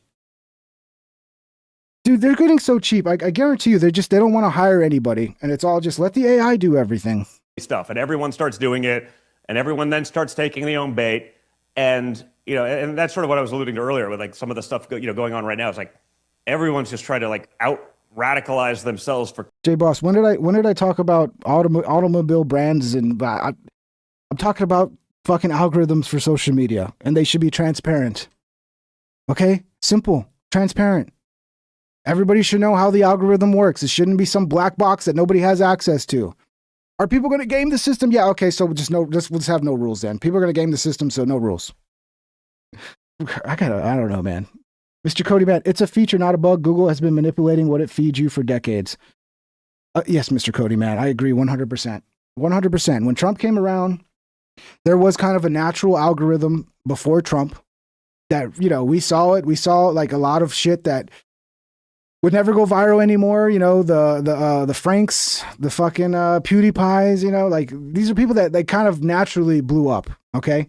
But then once Trump came around, it was like, ooh, we really need to be in control of what gets a ton of views. And you saw, she passed away by now, but the Susan Wojcicki, the CEO, she went around giving press conferences explaining exactly what they were going to do. You know, they were going to create a tiered system where you were an authoritative source or not an authoritative source. So any old person couldn't just talk about any news item and get a bunch of views because you weren't corporate media, because that's the dirty secret. Authoritative sources, it's just corporate media. If you're independent media, you're not an authoritative source. So now you're not allowed to get views if you want to talk about some trending news item. Unless, of course, you got friends at YouTube who will flip that switch for you. Again, that's the fucking corruption that always happens with everything.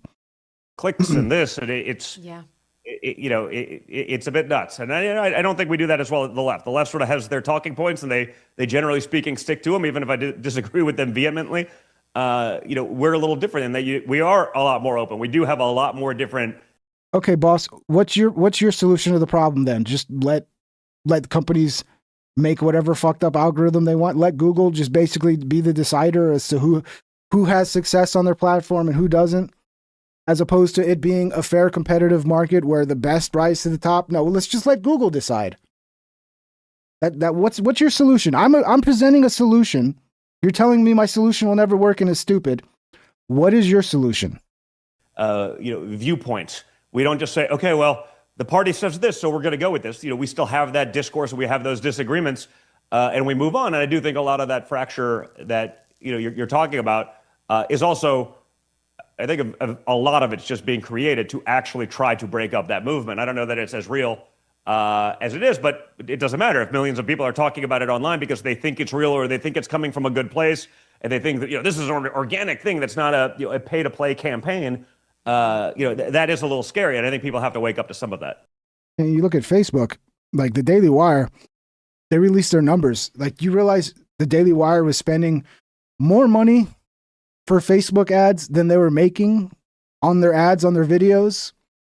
And there was a point there, I don't know if it's still this way, I don't use Facebook, but like every fucking video, it would load into a Daily Wire video. I wonder why. At Freeman3 super chatted $10. Why? YouTube app keeps auto-playing videos for me lately. Even though autoplay is shut off. Coders trying to justify their employment are screwing things up. I haven't seen that happen yet, because I do turn autoplay off a lot of times, and it usually works, but it would make more sense for that to just glitch out and keep autoplaying, because you're going to make more money off autoplay than not autoplay.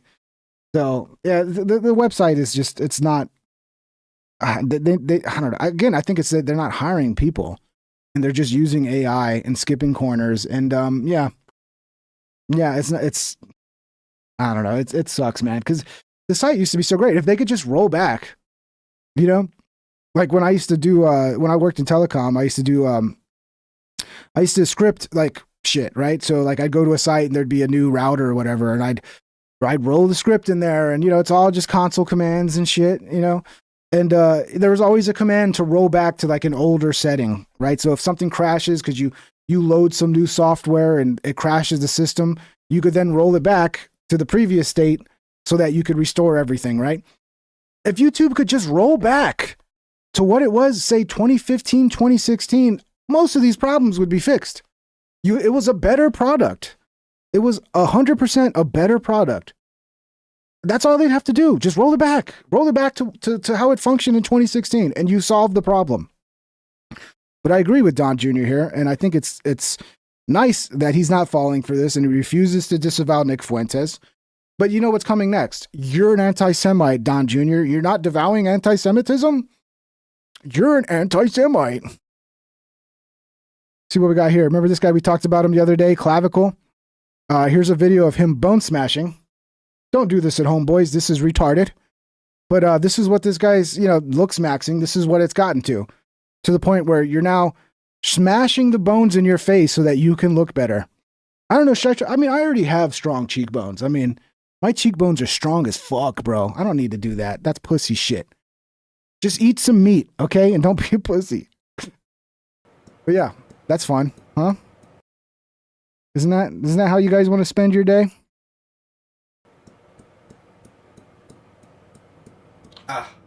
Fuck, that's starting to hurt, man. Let's do a little bit more. No contraction of the face. Bone smashing is legit, by the way. I guess, bro. I don't know. I heard that it only works when you're young. After a certain age, it's not going to change anything, but I don't know, man. I think the more Chad move is to be able to get a chick without having to smash your face. I think it's less Chad. Okay, yeah, maybe you got a chick because, I don't know, your cheekbones are more pronounced now, but you had to do this for that to work? Beta. The dude who doesn't need to do this and gets a chick, that's the alpha. I don't know, bro. You won't catch me doing this, okay? Guys, am I hot yet? Am I hot yet? We're living in a retarded fucking world, guys. I know it hurts, but that means it's working. That's the only indication. You have to push past the pain. Look at me. I've been bone smashing for about 2 years, and I have gotten improvements. And I keep finding videos of this guy on the internet, on Twitter. He's so methed out. Most of the time I see him, he's methed out. There's all these videos of him like getting other people introduced to meth. Because, meth is like it's a hack, bro. It's a workout hack. You need to try meth. And then you see videos of him just out of his fucking mind, whacked out. The dude is... Take his course, guys. Learn how to be a meth head who smashes his face with a metal object all day. There you go. That's the future, guys. Take his course. Go spend, what, $100 a month for his fucking course? So we're getting the Christmas videos from the White House. Our first Christmas with Trump back in office, and I like it. It's looking nice. It's looking nice compared to the weird shit Biden was doing.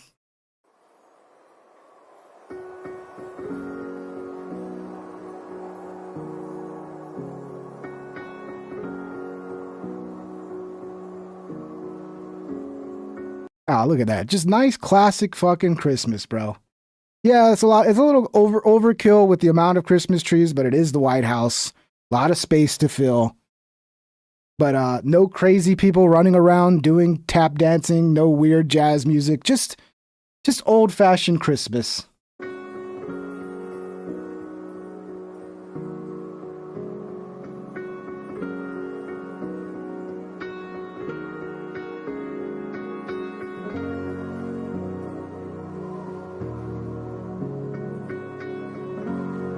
The be best. It's the most retarded line ever, but it's so cute. Be best. Like some weird broken English Russian shit becomes like her slogan. It's kind of funny though. You did be best. Be best.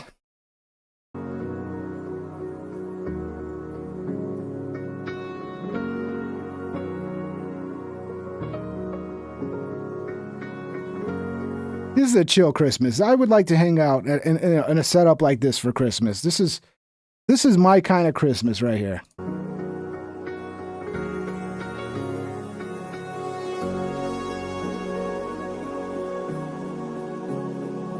I think this is probably some AI music. Yeah, it is funny that they wrote "Be Best." It's like, oh my god. I guess you're gonna stick with that slogan, huh? I guess there's no shame in the weird phrasing.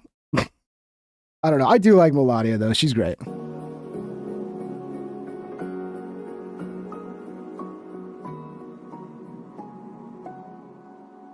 Be best. This Christmas, we must be best. I love it. I love it. It's great. Let's remember what it was like under Biden, okay? This is what we're missing. Now, which Christmas party would you rather attend? I don't know. This one would I would feel like I'm walking to my fucking death or something. Like, okay, so when are the human sacrifice? When are we gonna do that? Is that 9 o'clock? The human sacrifices? Dinner at 7, and then at 9 we're gonna human sacrifice, right? A virgin better be a virgin. I don't want no fucking regular middle-aged woman. It better be a fucking virgin, okay? I didn't come here just to sacrifice some dumb bitch. It better be a virgin or I'm going home. That's the vibe I get from this shit.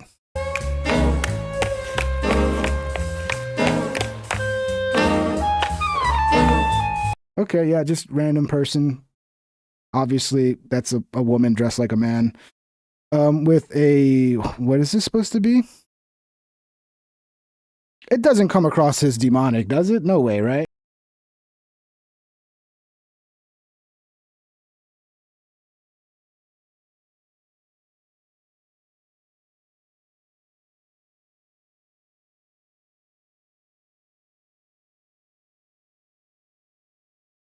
What are you so excited about? What are you so excited about? I can see your tonsils. I can see your tonsils. Clearly, this must be the preparation for the sacrificing of the virgin for Christmas, because this is creepy as fuck, bro.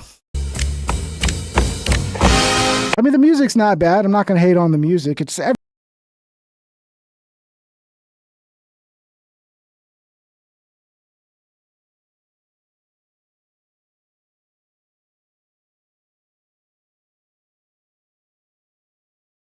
this looks kind of racist, dude. Like, is this what Biden Christmas is like? A bunch of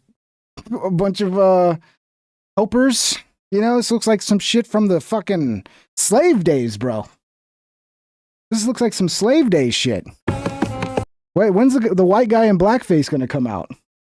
Right? Doesn't it look like there should be a white guy in blackface about to do a dance? That's what it reminds me of, right? It's meant for the gays. You're right. That's probably why I don't understand it.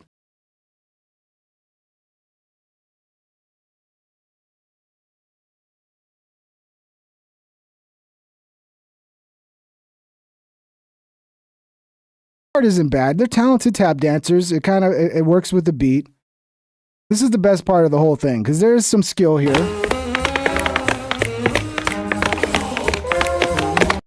Creepy and gay. At Spocko 2181 super chatted $1.99. Lol, creepy and gay. So glad Trump won. Yeah. I mean, yeah, we're not going to get the Epstein files. We wouldn't have got them anyway, right? But at least we got a regular Christmas again. You know, just a normal Christmas. No weird jazz dancers. No weird woke agendas. Just, hey, it's Christmas. Merry Christmas, everybody. You know, where's the presents? I don't need a jazz band and some tap dancers fucking jumping around. I just need a beautiful scenery. And where are the presents? That's really what matters the most, dude. Give me my presents. But no, I mean, this is, look, I gotta give it to the tap dancing part is kind of cool. I can appreciate some good tap dancing, you know?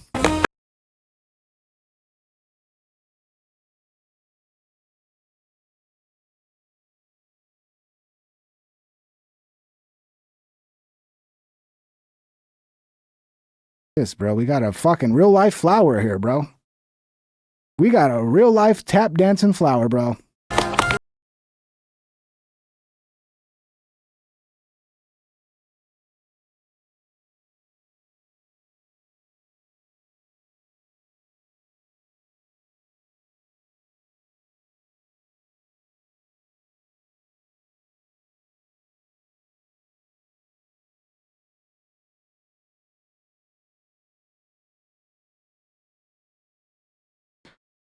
Sorry, I gotta get rid of Brett. Brett, you're annoying as fuck, bro. Go watch something you like, dude. It's a new me, dude. I'm just anybody that's annoying, you're just gone. I'm not fucking. Goodbye, Brett. Goodbye. Go be annoying somewhere else, Brett.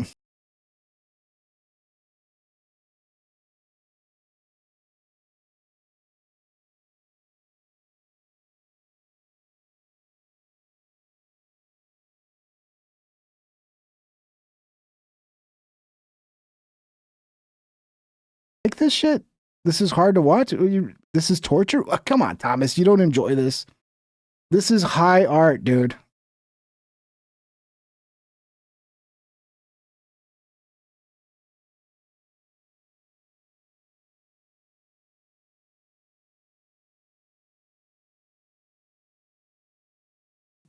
This is stupid.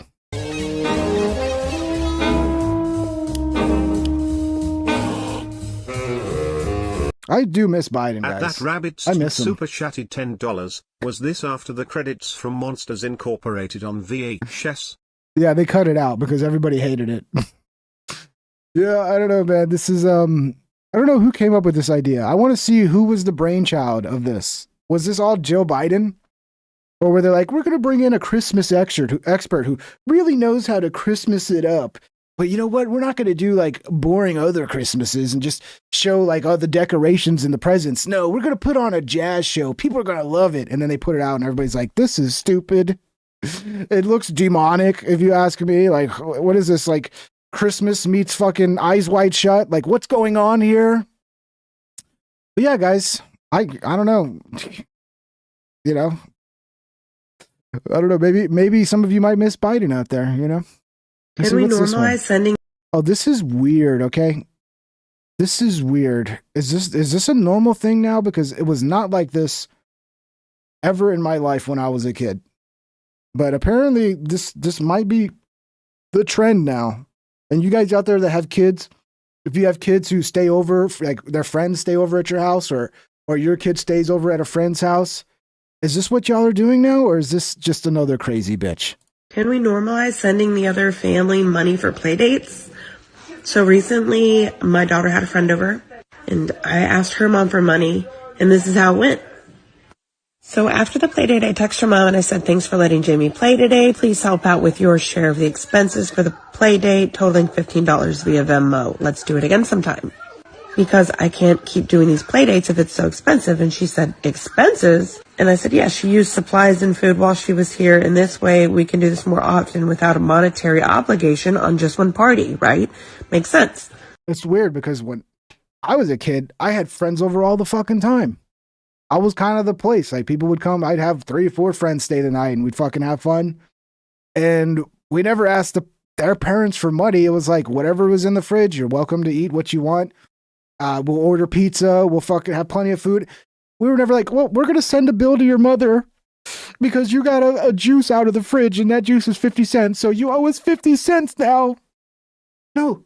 Eventually your kid goes to somebody else's house and they eat there. And it's like, it evens out in the long run.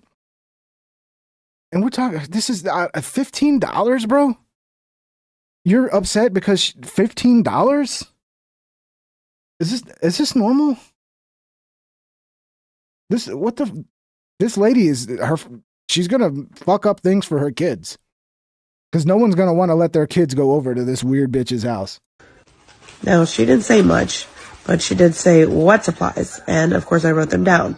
There was chalk, applesauce, fruit. Chalk? Oh my god. She used fucking chalk? Chalk $1. Applesauce $1. Fruit $1.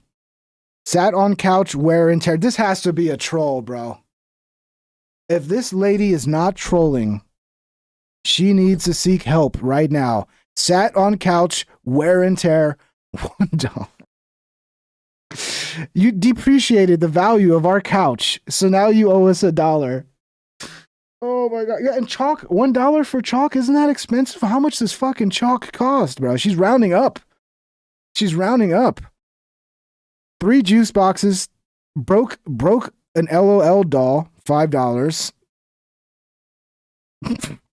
3 juice boxes, $2. 3 trips to the bathroom, $1 per trip to the bathroom because is this bitch trolling? It's so hard to know. Like, is it retardation or is it trolling? It's so hard to know. It's got to be a troll, right, JCD? There's no way. Sat on the couch, so that's wear and tear. She actually broke a toy. She had 3 juice boxes. She went to the bathroom. She had yogurt.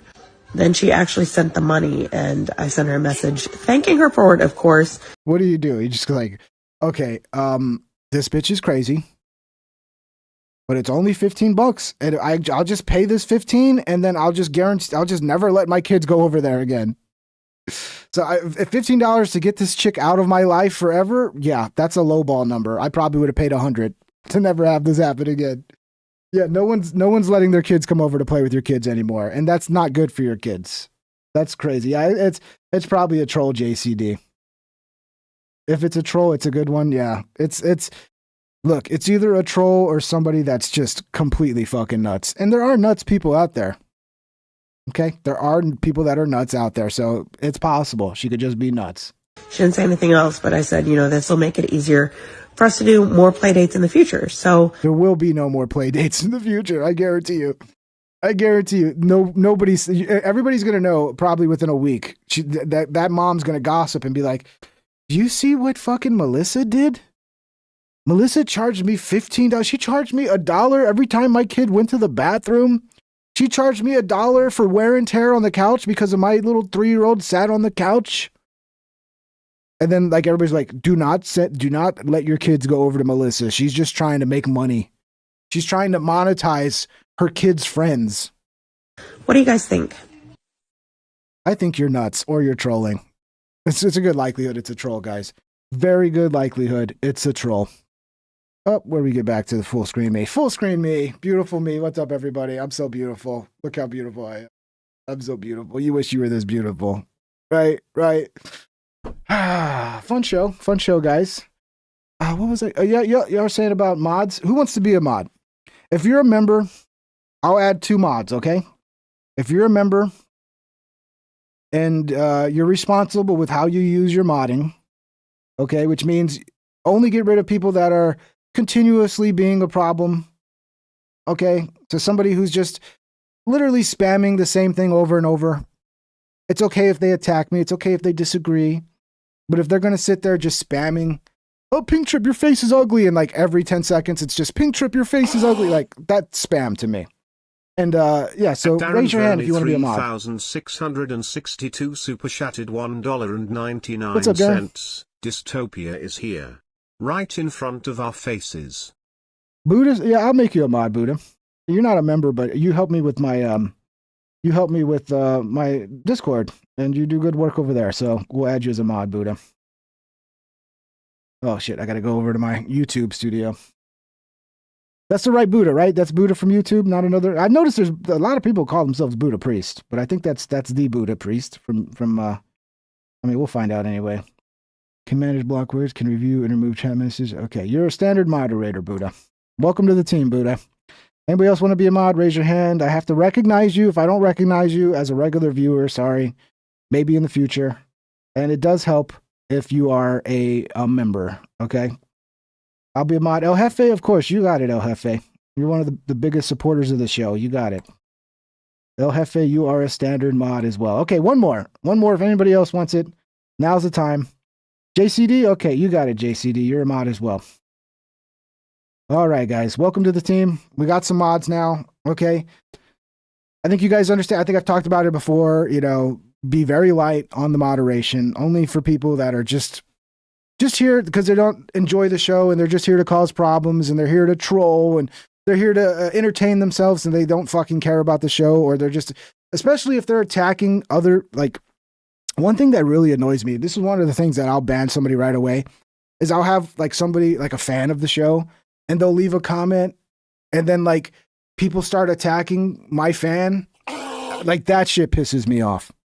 So yeah, just troublemakers. 67 super chatted $20. Well, thank you, El Jefe. Thank you, Ping. No, well, thank you, El Jefe. Dude, you guys, you send so much support. You, Rabbits, a lot of you guys, man. If I'm forgetting your name, Spocko, I can't forget Spocko.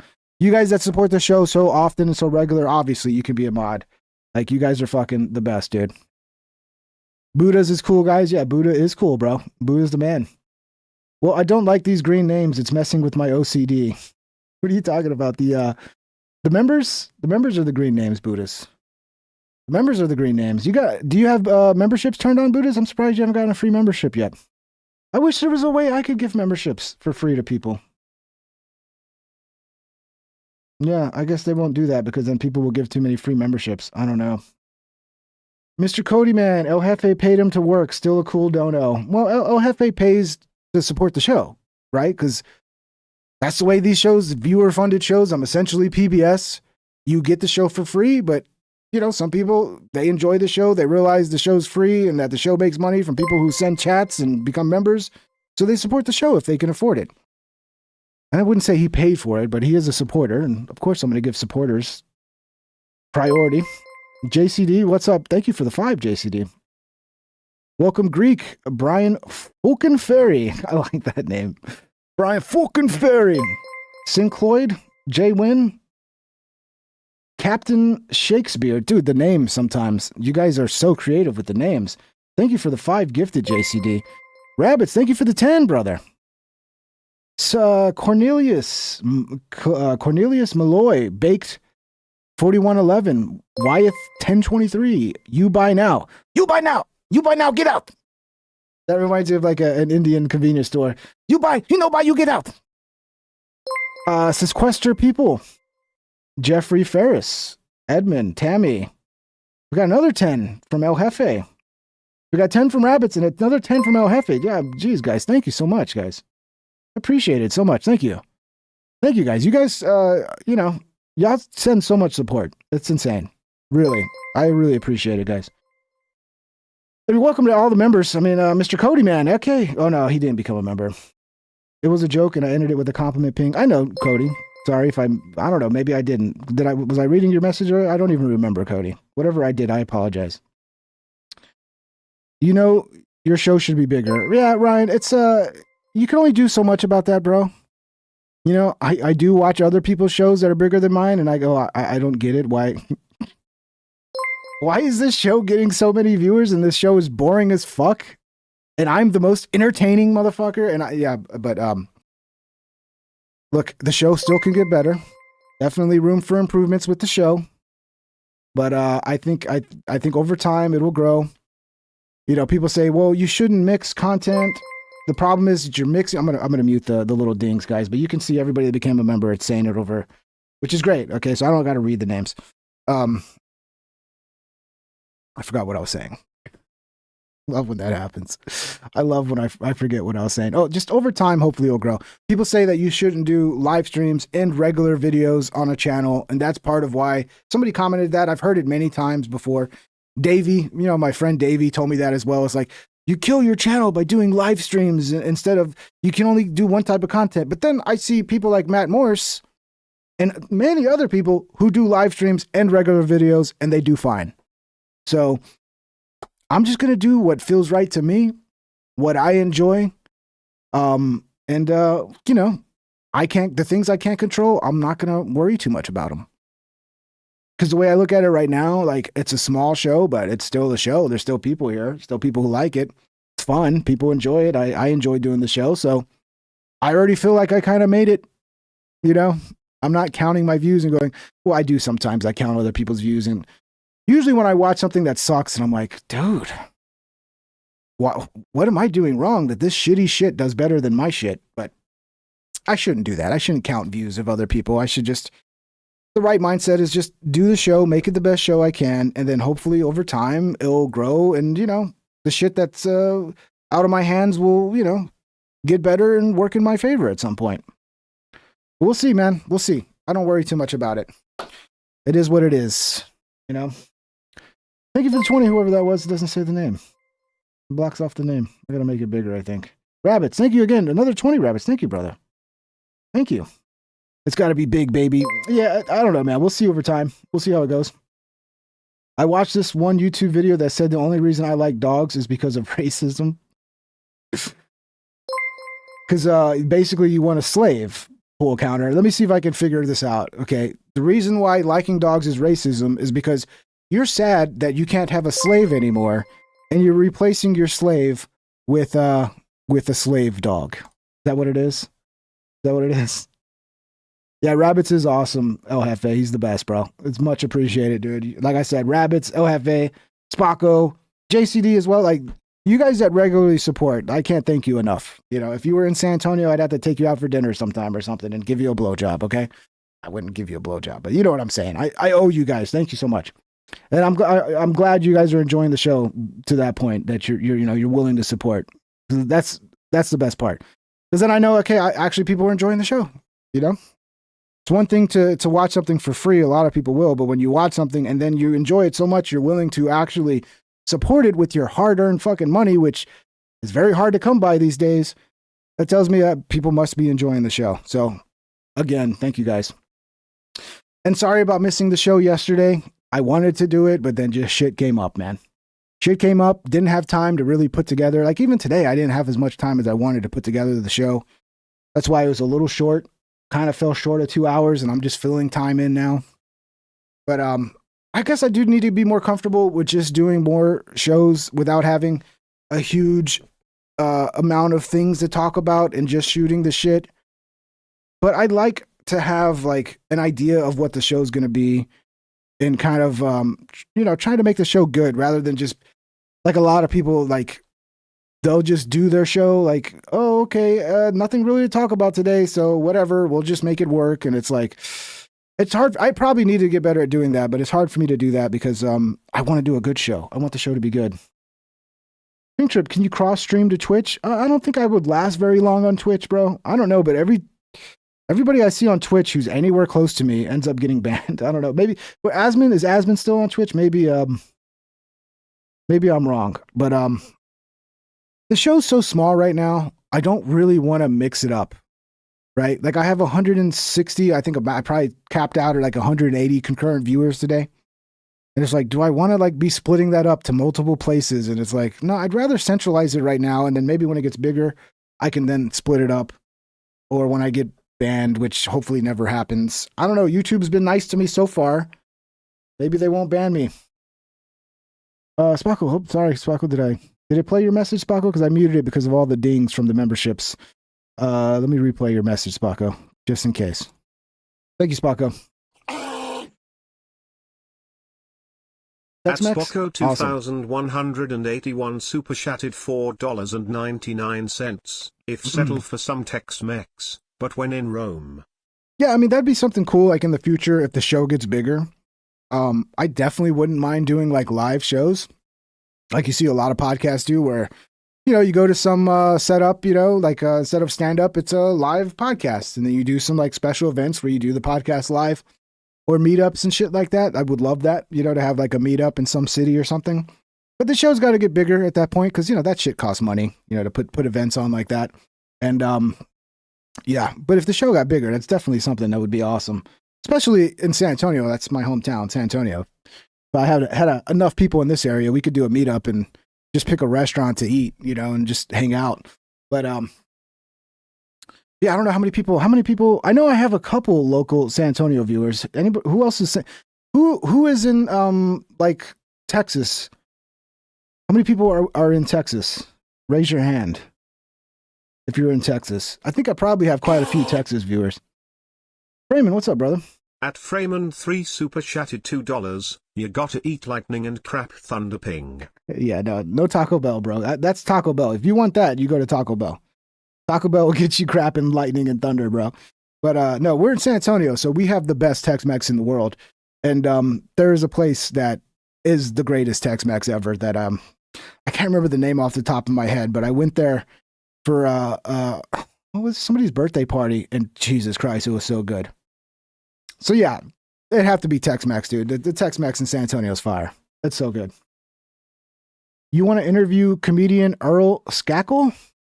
I don't know if I want to do any interviews, man. It's hard. Like, I don't know. It changes the format when I have somebody else here. The show's becoming kind of a solo act. And I'm not saying I won't do interviews, but I think if I do interviews, I'd like for them to be I'll probably still do an occasional interview in this format, remotely, bring them on. But like if you saw my interview with Ari Shaffir, if you saw my interview with Matt McCusker and Alex Jones, like that's the way I would prefer to do interviews in person. I have another studio I can use for that at my buddy's house, Jimmy. He's like my producer for that type of work. And yeah, so there might be more interviews, but then that also might go on my other channel. I'm not sure yet. But for this format, the daily, nightly show that I do, yeah, it just kind of throws everything off. Because I'd like to have the format I have now, but then you just bring somebody on to also react to things, right? So like the show I did today, exactly the same, except one other person here who's also adding commentary and reacting to things. But it never ends up that way. It always ends up going off track. I can't keep the other person on track. 5,295 super chatted $1.99. Clickbait Kirk's death. You're better than this. Sorry, Poker. I'm sorry to let you down, bro. Did you even watch the video, Poker? Did you just join in, or did you even watch what this was about? Yeah, clickbait. I'm sorry that affects you, but that's the world now, Poker. That's what everybody does. And I'm no better than everybody else. My wife works in San Antonio HEB. Yeah, well, she's a queen because HEB is the greatest grocery store in the world. Was there anybody else from Texas? Owen Benjamin was a good one too. Yeah, Owen was great. Owen was a lot of fun. I liked having Toby on. Alex Stein was fun. I mean, I'm willing to have Alex on again. You know, Alex is doing his own thing now. He's not with the Blaze anymore. He's got his own show. So yeah, having Alex on to promote his new shit, like I'm down for that. But it would be better in person, you know, in the other studio than a remote interview. Remote interviews are they're not as good, you know? But we'll see. We'll see. You know, in time, I'm sure I'll do a lot of that. That's no clickbait, though. ChatGPT and several others are saying people passed away and alive in the same outputs. Well, yeah, it's true, but I guess I'm not allowed to mention Charlie Kirk's death. I mean, it's probably, I don't know, a Candace fan, or I don't know. I guess I'm not allowed to mention Charlie Kirk's death like everybody else does. But yeah, go check out Prime Alex Stein's new show if you haven't. He's I think he's doing it on 2 channels, The Mind of Stein and then his regular Alex Stein show. I've watched a little bit of it. He's very high energy, but it's good. Owen, ASMR, Pink Trip, I'm moving to Dallas soon. What do you think about Dallas? It's a great city. It's great. You know, it's got a lot of problems that a lot of the big cities have, but it's a great city. Like, you're going to live there much more affordably than a lot of other cities, even though it's still expensive. For me though, like I like if I lived in Dallas, I'd like to live in the outskirts of Dallas, like a suburb of Dallas, like Frisco or something like that. That's nice. Kind of stay a little bit out of the city, but close enough you can still get into the city. But if I could pick anywhere in Texas to live, it'd probably be Hill Country area. I'd probably do like Rogan and get like outside of Austin, you know, like Marble Falls and all that area out there. It's super fucking beautiful, and it's not in the city, so the people are kind of cool because it's small town vibes, but yet, you know, you're still close enough to the city that you have access to everything you need. And yeah, outside the city is definitely the way to go. You don't want to be in the city. Pink Trip is scared to tell the truth about Kirk because then Candace Owens will assassinate him. Dude, I told you, I was assassinated last night, bro. I got murdered last night. I'm an AI now. I live on as an AI. The Eritreans took me out last night. Super chatted $9.99. Just joined the stream and deep fucking cheers. Ping brooves, clinking beer mugs emoji. Bro, we got. Are you a British citizen, brother? I love it. Thank you, Polish Pride. When I hear bruvs, I just think, oh, this is a British man. This is a UK man. Thank you, bro. AI is 6 months behind on the public version. I keep hearing that AI is like the military AI. We're like 30 years behind military AI. People were doing I think they were asking AI. I mean, it's funny. Ask AI about the AI. But they were saying that like 2010, AI probably took over the world in 2010, but kind of behind the scenes. Because like the military, technology the military has is like 30 years ahead of when the general public gets it. Bet he's Aussie. Could be Aussie as well. Could be Aussie. Who owns the rights of Ping? My mom does. I gave it to my mom. Okay. So I'm passed away. I was assassinated by an Eritrean assassin last night. But I'm here as AI forever. I'll never go away. So you guys have me. And all the proceeds go to my mom. And then when she dies, I don't know. It's up to her to decide where it goes. It's up to her to decide. But I live forever. And I should work on the AI version of me to make me better looking. You'll notice in the next few months that I'll get better looking as I improve my AI version of myself. Oh, you got a license for that super chat, bruv? Yeah, poor Britain. I don't know if he's really from Britain, but he sounded like one. Sounded like a good British man. Obviously, one of the good ones if he's chatting to this super chat to this channel. You should interview Disney's zombie stars Meg Donnelly and Milo Manheim, Pink Trip. John, I know you would love that, bro. I know you would, but I have to interview people that I'm interested in. And God bless you, John. I know Disney's great, but I do not watch Disney stuff, John. You know? So I'm out of the loop when it comes to Disney stars. And it would probably be a bad interview. And I'd probably be mean to him, John. I'd probably make fun of him for, you know, you probably wouldn't like it, John. No, JCD, don't encourage him. That's not a good idea. I'd rather interview you, John. Honestly, I'd rather interview you than them. I'm more interested in you than some Disney star. Not saying there's any problem with you being interested in Disney. Obviously, John, if that's what you love, have at it, bro. But I'm not that much into Disney, dude. Sorry. It kind of goes from the developers, private, public, to the government, if in contracts with them, or to the private, then to the public, but it depends on the AI.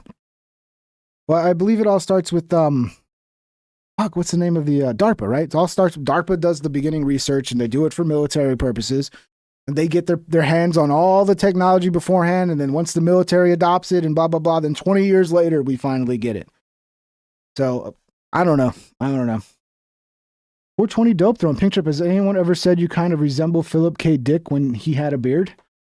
Philip K. Dick. I don't know much about Philip K. Dick. I have watched his movies, the movies that were made from his book. Like, what's the one with Keanu Reeves? You know, the one they turned into a cartoon. The guy from Dazed and Confused that directed it. I forget the names, but what does Philip K. Dick look like? With a beard. Philip K. Dick with a beard. Okay. Yeah, I can see that. Let me see. He's much better looking than I am, dude. Much better looking. I think this is a young Philip K. Dick.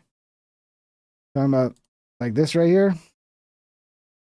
Oh, I hate when it does that. Philip K. Dick. You talking about like that? Yeah, his beard is so much better than mine. And he's got a skinny face, not a fat face like mine. Look, I'm beautiful, but I ain't as pretty as Philip K. Dick. Are we talking about older Philip K. Dick? How old was he here? It's crazy when you look at how old people used to look at my age. Like, I'm in my 40s, and I mean, I'm looking older, but you look at like some of the high school kids from the 80s and 70s, they look older than me. Like 18-year-olds in 1970 look older than me now. And it's not just a me thing, it's across the board. It's crazy how different aging is so different now. There's a lot of theories. It's all the preservatives in the food is making us look younger because it's preserving us. Like, fucking weird, right? But then also, less sunlight. People are indoors all the time, whereas back in the day, people were always outside doing something in the sun. So the sun was aging people a lot quicker. But yeah, it is crazy the difference in aging these days. I bet you right here he was just like 25 years old. This is Philip K. Dick at 25. But yeah, that guy's a genius, right? Genius author. Wish I could remember. I'm sure you guys already said. What was the name of the books? The fucking something Darkly, Scanner Darkly. That's good. The timeline was broken by CERN. Is that what it is? The mRNA toxic injections make you look super young. I mean, I guess they're good then, right? If people are living longer and looking younger, people moisturize now. Maybe that's what it is. It's all moisturizer. I think for me, I just kind of, there's genetics that play a role, because even in the 70s, there were people that still looked young, even getting older, even into their 30s, but it was more rare. But definitely, I don't get a lot of sun. Look at my skin. Okay. Yeah, I was told when I was young, they were like, you need to be real careful with the sun. You're going to have like a 99% chance of getting skin cancer. So I listened, and, I'm already an indoor guy, so I don't get a lot of sun. I could probably use some more sun, but that would make sense. It's just less UV rays, man. The sun ages you. King, I owe you an apology. Just joined, and I didn't like how you portrayed Kirk's death. You could be more tasteful in your thumbnail. However, if it's sarcasm with missing context, more power too. No, it's the AI. I was basically trying to show people how the AI is not reliable for research. Okay. So if you go back to the beginning, it was the first thing I talked about, Poker. And I connected that to what's going on with Candace and the possibility that she might be suffering from AI psychosis. And yeah, could I have put in the thumbnail? I did. My original title, I was going to add, "This is the problem with AI." But the name of the game is to get people to click your videos and watch. So clickbaiting is just par for the course. I wish that wasn't the situation. I wish we could get rid of the importance of thumbnails and titles. But it's still the number one thing to draw people into your video to watch. But yeah, the point was how terrible AI is for research and how you really need to vet every detail that comes out. Because in this case, it was Charlie Kirk. AI claiming Charlie Kirk was still alive. That's very obviously wrong. But the details like that are smaller that it gets wrong could easily be overlooked. So like every output that AI gives you when you're doing research, you need to vet and get the source that the AI is using and go to the source and see it for yourself and vet everything he says. Is it a little bit of clickbait? Yeah, man, that's the name of the game. I'm sorry, guys, but this is how things work. This is how things work. A Scanner Darkly, Minority Report. Oh, Minority Report was Philip K. Dick. Blade Runner, Do Androids Dream of Electric Sheep, Total Recall. Those are some I mean, they're all good movies, man. Yeah, A Scanner Darkly, but isn't there another one that that the guy that directed Dazed and Confused did that was Philip K. Dick? I forget, man. I just took my nighttime medicine, guys, in Pink Trip. Good, John. I'm glad you're feeling better, bro. You're almost 100%, bro. Keep it going. I love Screamers. They are all great stories, of course.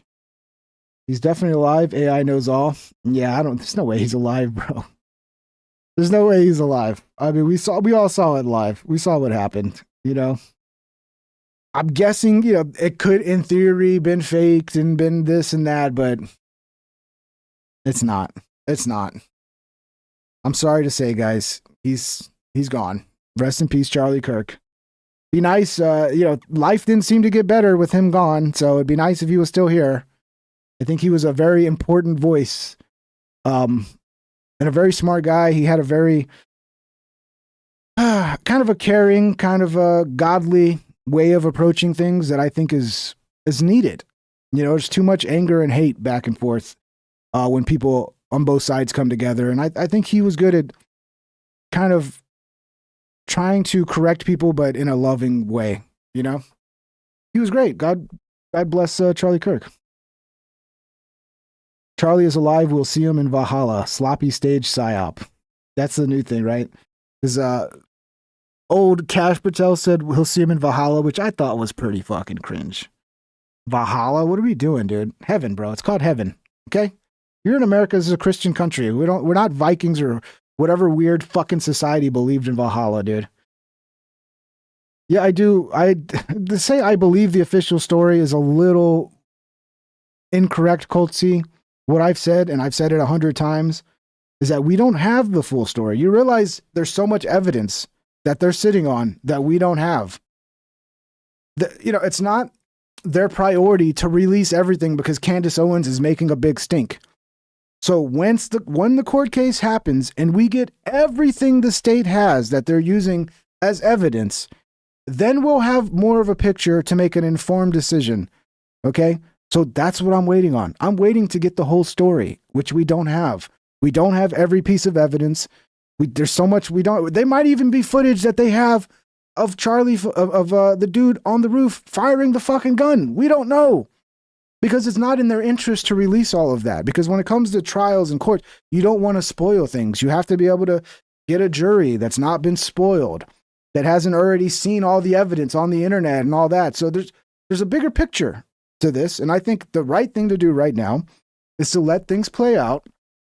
Hopefully the trial will be public and we'll see all the evidence. Eventually we'll get it one way or the other. And then you'll be able to be more informed to make a better decision. Super chatted $1.99. Well, thank you. Here's for going against Candace. Clinking beer mugs emoji. Clinking beer mugs emoji. Clinking beer mugs emoji. Thank you, Poker. Yeah, I wouldn't say I'm going against Candace. People take everything so personally. The moment you disagree with somebody and you're like, I think you're wrong. It's like, yeah, everybody's on a team these days, man. You know, you're either Team Candace or you're not. You know, like people decide in their heads, like, oh, I like Candace. I'm on Team Candace. And then like everything Candace says now you have to stand for and back up. And if you disagree, then you're on the other team and I have to attack you. And it's like, I don't approach it like that. I tend to like Candace. Not in the sense that like I'm a huge fan or whatever, but I don't hate her. I think she is smart. She's probably had good takes that I've liked before and then takes I don't like. But I approach each thing on its own as to like what is the information, what's like, I don't approach it where I'm Team Candace, so I have to agree with Candace or I'm not. So yeah, I got nothing against Candace. But if she is just grifting, if this is just a grift for money and she knows she's lying and she knows she's just stirring up shit because it gets views, that's kind of fucked up to me. But the other scenario is that she believes everything she's doing. She's trapped in an AI psychosis, or this is her way of dealing with grief. And if that's the case, like I can have pity for that. So it depends. I like her tenacity and the fact that she was asking questions, but she's clearly grifting and jumping on every stupid little theory for views. Yeah, Scale works. That's a real possibility. I can't read her mind, so I don't know what her justification, her motivation, her motive is for what she's doing. But it is kind of looking like that's a possibility. The Daily Candid. I have a sister that won't talk to many of us because of politics. She just assumes I'm far right. Yeah, K-Mac, that's the way it is. It's a team sport. Like, oh, you could literally be against everything Trump's ever done. But then one day you're like, oh, actually, this wasn't bad. I think this Trump made a right decision. And then now you're right wing and they hate you. Because no, you're not on that team. You have to be like a football fan and just everything my side does is right and everything your side does is wrong. And the moment you have any nuance and you go, well, actually, Biden is a fucking idiot, but this one specific policy, I don't have a problem with that. Oh, you're on the left now. Now I need to fucking destroy you, And it's stupid, man. It's stupid because you don't get to truth that way. You're just playing team sports. You know what? Whatever. If that's the way you want to live. I have a sister that. Yeah, I just read that one. I lost all of my friends. Oh, I'm sorry about that, Dope Throne. How old are you, Dope Throne? Because I used to care. Like, are you still like recently out of high school? Because you'll notice when you get older, you'll stop caring about those friends. The friends suck. A lot of people that you think are friends are not. How can I put this? When I got out of high school, long time ago, I cared so much about my high school friend group for quite a few years outside of high school, where everything I did, I would think, oh man, when I go back to my hometown, I want to show them that I'm successful, and I want to like your whole mindset is like you want to become somebody, so you can go back and show that little friend group that I'm great, I'm cool, I'm fucking look, I made it, and I make more money than you, and this and that, and then you get to a point where you just stop caring about anything those people thought because you're so disconnected from them. Because life will go on, you're gonna go on with your life, and you're gonna lose touch with those friends. But if they're friends you made as an adult and like you're still friends with them, you're in your 30s, like that might hurt a little more. I don't know the details, man, but you can make more friends. I know it might seem hard, but you can. And if somebody's not willing to be your friend because you disagree over some politics, then they probably weren't ever going to be a good friend anyway. Not going to lie, I lost my cool one time. Called one of my Democrat family members a vampire. Still regret it. Did not serve a purpose. Yeah. You have to avoid the politics stuff.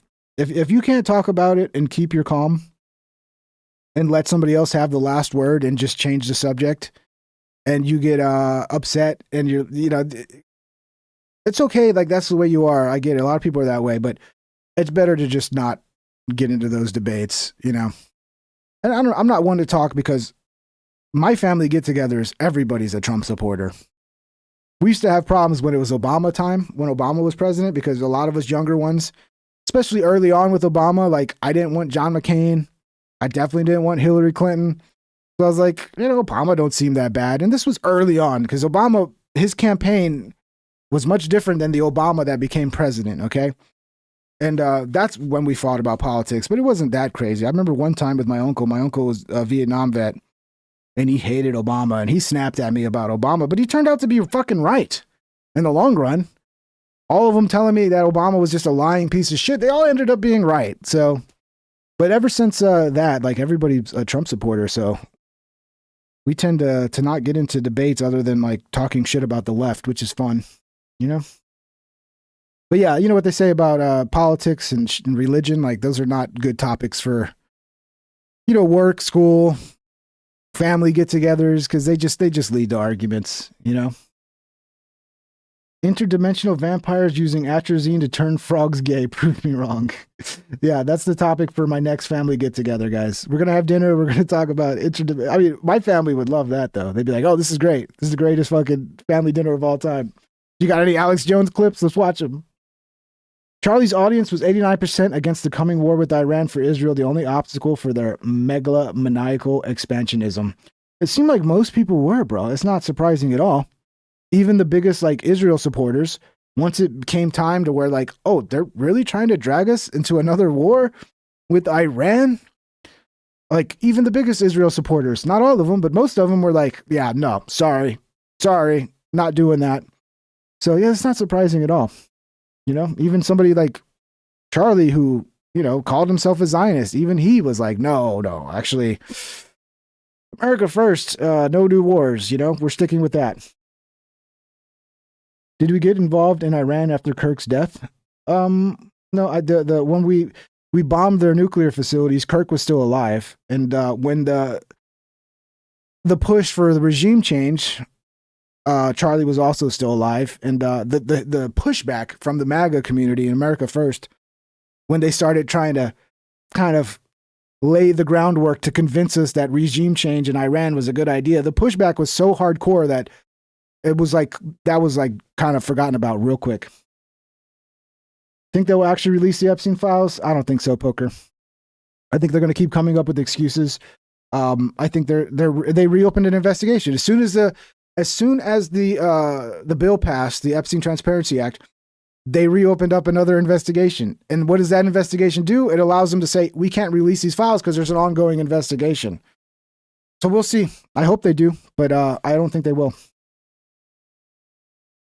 They will actually release, this is Sparta. Every single sitting POTUS was asked to attack Iran since at least Clinton. Well, yeah, it was the neocons. It's part of their big board play. You know, the axis of evil, Iran, what was it? Iran, North Korea, and Russia, I believe.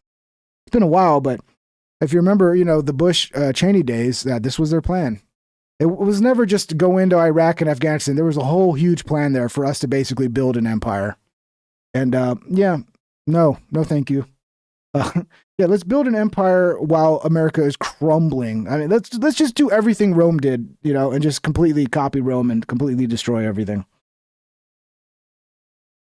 They're waiting for AI to become smart enough so anyone can be on the Epstein files. I'm not sure what you're saying there, brother. Probably was an obstacle because of his rude awakening. I mean, it's got to be awkward being financed by your enemies, realizing that is so. Look, one of the sad realities of being a celebrity the size of Charlie Kirk is that a lot of people want to kill you. You get on the radar of a lot of crazy people. You know, a lot of Mark Chapmans out there. Okay? Like, was it a conspiracy when John Lennon was murdered by Mark Chapman?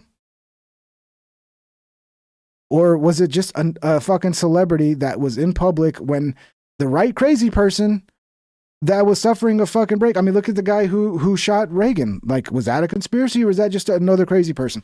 When you're a public figure and you're in front of so many people, you have so many eyeballs, you're going to end up in front of crazy people that have delusions.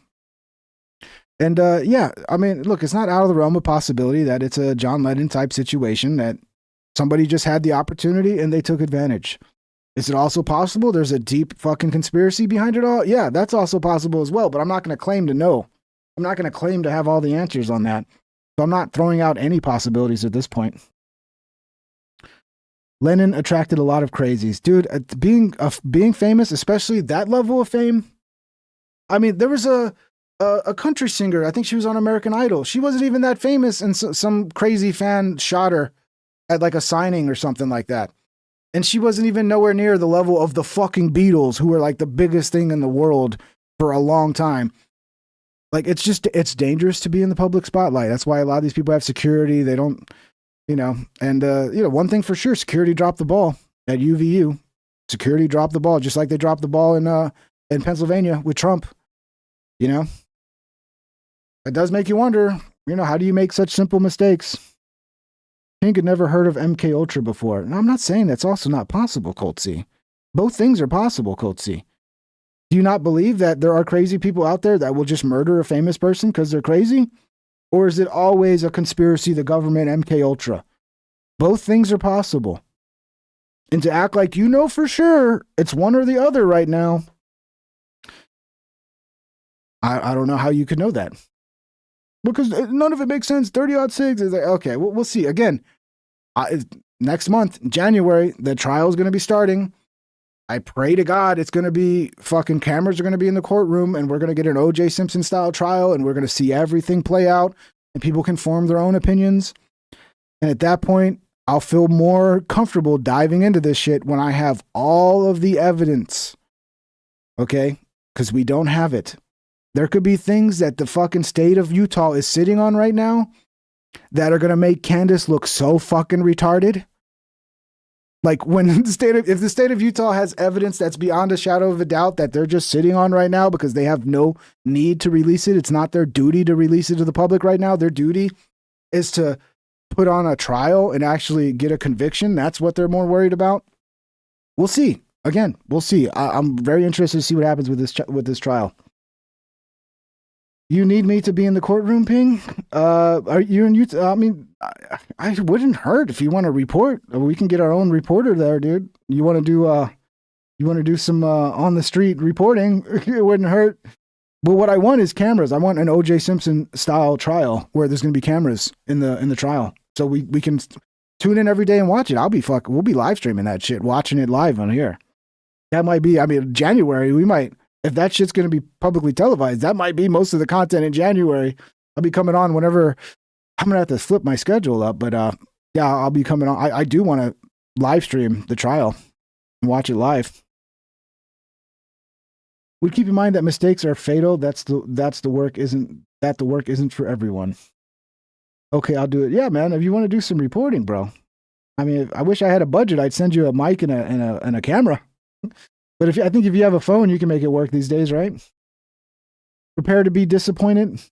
In what, Coltsy? I have not staked anything on anything. So if it turns out to be a conspiracy, if I watch the trial and it's like I'm convinced that they're railroading this guy and the evidence isn't there, I'm not going to be upset. It's not going to upset me if it turns out to be a conspiracy or it turns out to be true. I don't care either way. I want the truth. That's what I want. I'm afraid we're living the last days of being free. Next, they will control our behaviors. Yeah, Brian. We're getting into a weird technological future where things are getting weird. And we're going to have these like what's it called? The one that Elon has, which is amazing for people that are handicapped and can't walk. Neuralink, like they can all of a sudden use computers and like that's going to be a lot of positives when it comes to Neuralink and shit like that. But then we get to the point where you're basically putting your brain online. Anybody can get Wi-Fi access to your brain. Like, I don't know, man. Things are going to get weird, bro. That's for sure. Both sides don't want cameras. I thought I heard there's no decision yet. And Colt C, the thing was for the pre-trial. We'll see, man. I mean, I don't know. I haven't been following what's going on right now. So you might be right. Both sides might be fighting against cameras.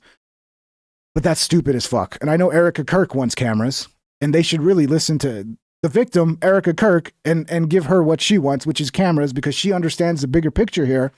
This is not just about the family of Charlie. This is a public thing that so many people are interested in, and she would probably like to see all the speculation stop.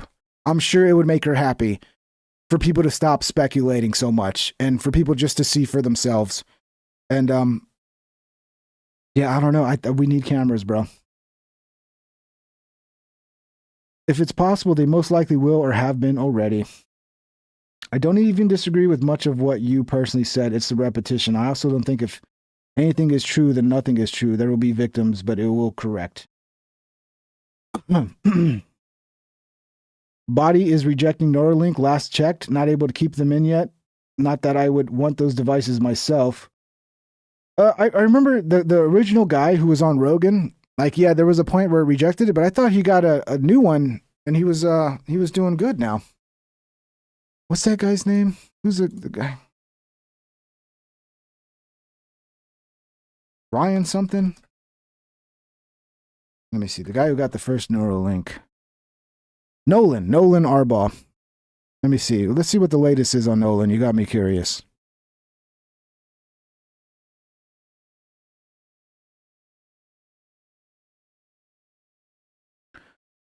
Nolan Arbaugh is continuing to use the Neuralink implant with his life significantly changed for the better, enabling him to read books, play video games, and interact. Yeah, on Rogan, he said, like, when he first got the Neuralink, all he did was just play, like Civilization all night because he could finally play a video game with his mind.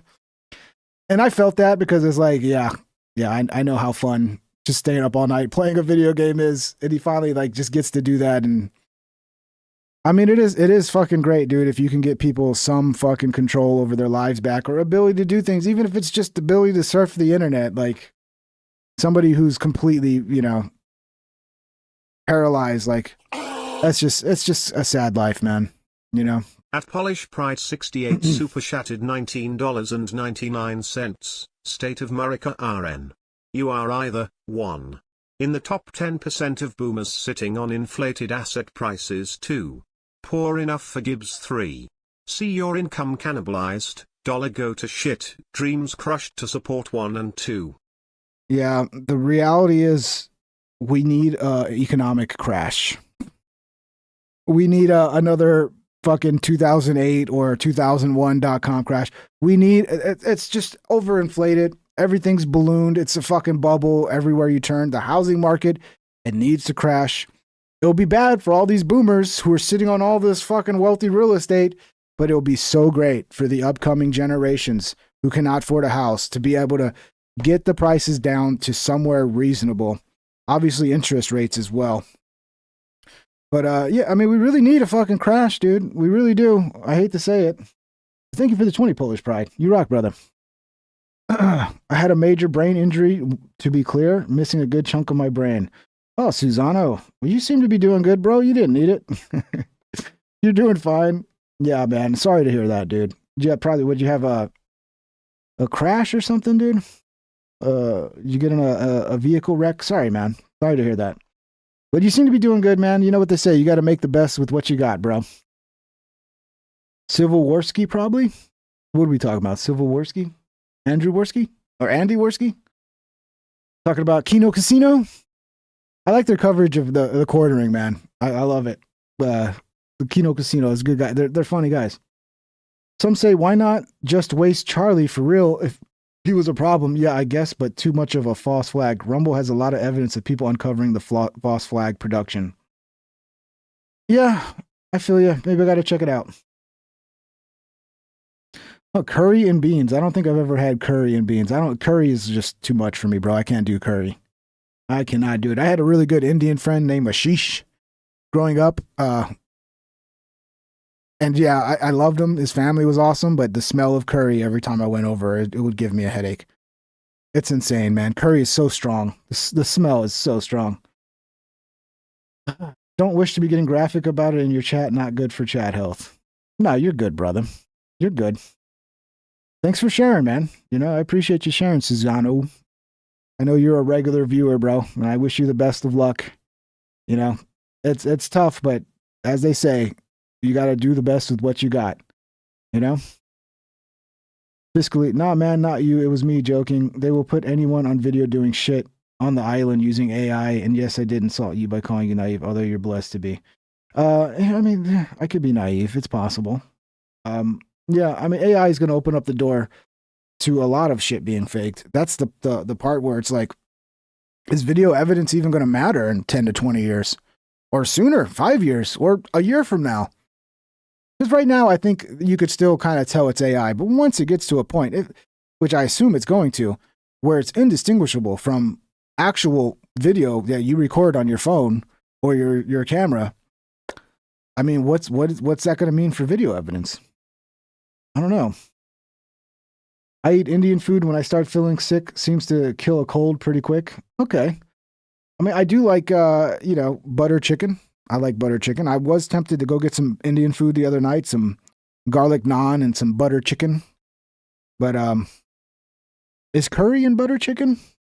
I mean, if it is, it's in such a small amount, it doesn't affect me. I don't know. I want to know how they are going to combat what's legit footage. That's a good question, K-Mac. It's a good question, bro. I mean, are they going to be able to forensically diagnose that it's AI? And are you going to be able to trust them when they say it's AI? Because what happens when there's a video that goes viral and everybody watches it and they think it's real, and then the government comes out and goes, our forensic experts have said it's AI. And you're like, oh, but I got to just trust that the government's not going to lie and say it's AI when there's a video of Joe Biden like murdering somebody or something. Gonna make things weird, man. Gonna make things weird. We're dealing with that issue in Colorado, false arrests and charges over those flock cameras. Yeah, I can imagine it's going to become a problem. We also had a few cases with AI generated video being used in cases trying to convict people. Yeah, that's terrifying, bro. Imagine that. Imagine like somebody just arrest you one day. I've already, like, when you watch enough documentaries, about people getting put on the death penalty, or they're later proven to be innocent because the DNA clears them. It's like there is a possibility, no matter how slim, that as you go through your life, somebody might just accuse you of doing some shit, and you go to jail for something you never did because of I don't know, you were just in the wrong place at the wrong time. And then now they can generate an AI video to make it look like they have evidence of you committing the crime. Like, that's scary, bro. That's scary, dude. How do you fight that Black Mirror shit for real? Yeah, it is Black Mirror shit. I don't know how you fight it, man. I don't know, like, go do like Owen Benjamin. Just get off the grid, get out, don't connect anything to the fucking smart grid, and go fishing and hunting and grow your own food and just be like a ghost. Even in the Charlie K case, there was some AI generation. The guy with the sunglasses, officially silly, sloppy. Chicken tikka masala is absolutely delicious. Maybe I should try that too, because I do like some Indian food. Curry is just too strong, man. I know multiple people falsely accused, and the mere accusation was sufficient to ruin them. Yeah, it's a problem, bro. It's a problem. You got to be careful. There are people that are right now, probably somebody who's getting charged with something they didn't do. It's probably less than it used to be in the past. But, once the police make up their mind that you did some shit, they start seeing everything in a slanted way, where it's like everything just convinces them more. It's like AI psychosis in a way. At Polish Pride 68 super chatted $4.99. Yeah. 2 guys indicted for planning on raising an army of homeless people to seize an island off the coast of Haiti. Unfathomably based. Yeah, until you find out that their plan was to like rape all the women to create like a sex paradise where they could just rape all the women in Haiti, and then they were like charged with like having child material. So it sounds based until you find out they were, pedos and worse. So, yeah, they're not that base, bro. Not that base, Polish Pride. But it is a funny story. It is kind of funny that you think like, oh, we're going to recruit homeless people and go invade Haiti and just start our own country in Haiti. But yeah, they had some very dark motives, bro. Yeah, stealing an island was the most sensible part of the plan. Oh, shit. Bit much to explain how these cases went down. Yeah. It is scary, though, when you watch all these documentaries about, like, how many people they let out because the DNA proved that they were innocent. And it's like, damn. I mean, I can't imagine a worse fate than that. Than being, like, locked up for 30 years of your life, considered a murder or whatever, the worst in the world, and you're innocent and just no one believes you. You're just another guy saying, I didn't do it. And there's among a huge crowd of murderers going, I didn't do it. And you actually didn't do it, but nobody believes you. And then one day DNA exonerates you and you get out. And then they're like, oh, here's $1 million for your problems, even though you already lost 30 years of your life. That's one of the worst fates you could ever imagine, dude. The island of Haiti of 90,000 people. Come on. Yeah, it was never going to work, Bulbs. You say what you want about Haiti, but they can fight. You know, just because they have a backworld fucking shithole doesn't mean they can't fucking defend it. You know, I'm sure they still got AK-47s. I'm sure they still got guns over there. Thank you guys. Been fun. Much love. Thank you so much for the support. We'll be back tomorrow. We'll see what's going on tomorrow. Hopefully there'll be some cool shit happening tomorrow. I don't know. We'll see. But thank you guys for hanging out. It's been fun. Been a blast. And yeah, make sure to, I don't know, have a good night. Drink a lot of water. And get plenty of rest. And we'll see you here tomorrow, okay? Thank you guys. Much love. Take care.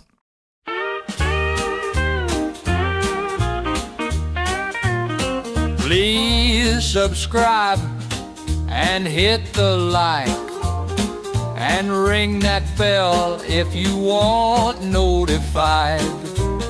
Here's some other videos to watch that you might like or you might not.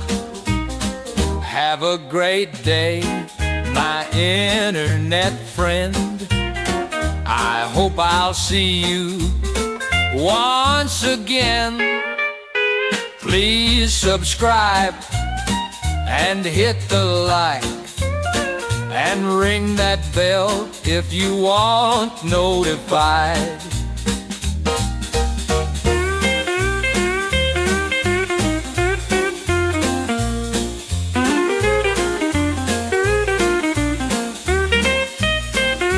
Have a great day, my internet friend. I hope I'll see you once again. Please subscribe and hit the like and ring that bell if you want notified.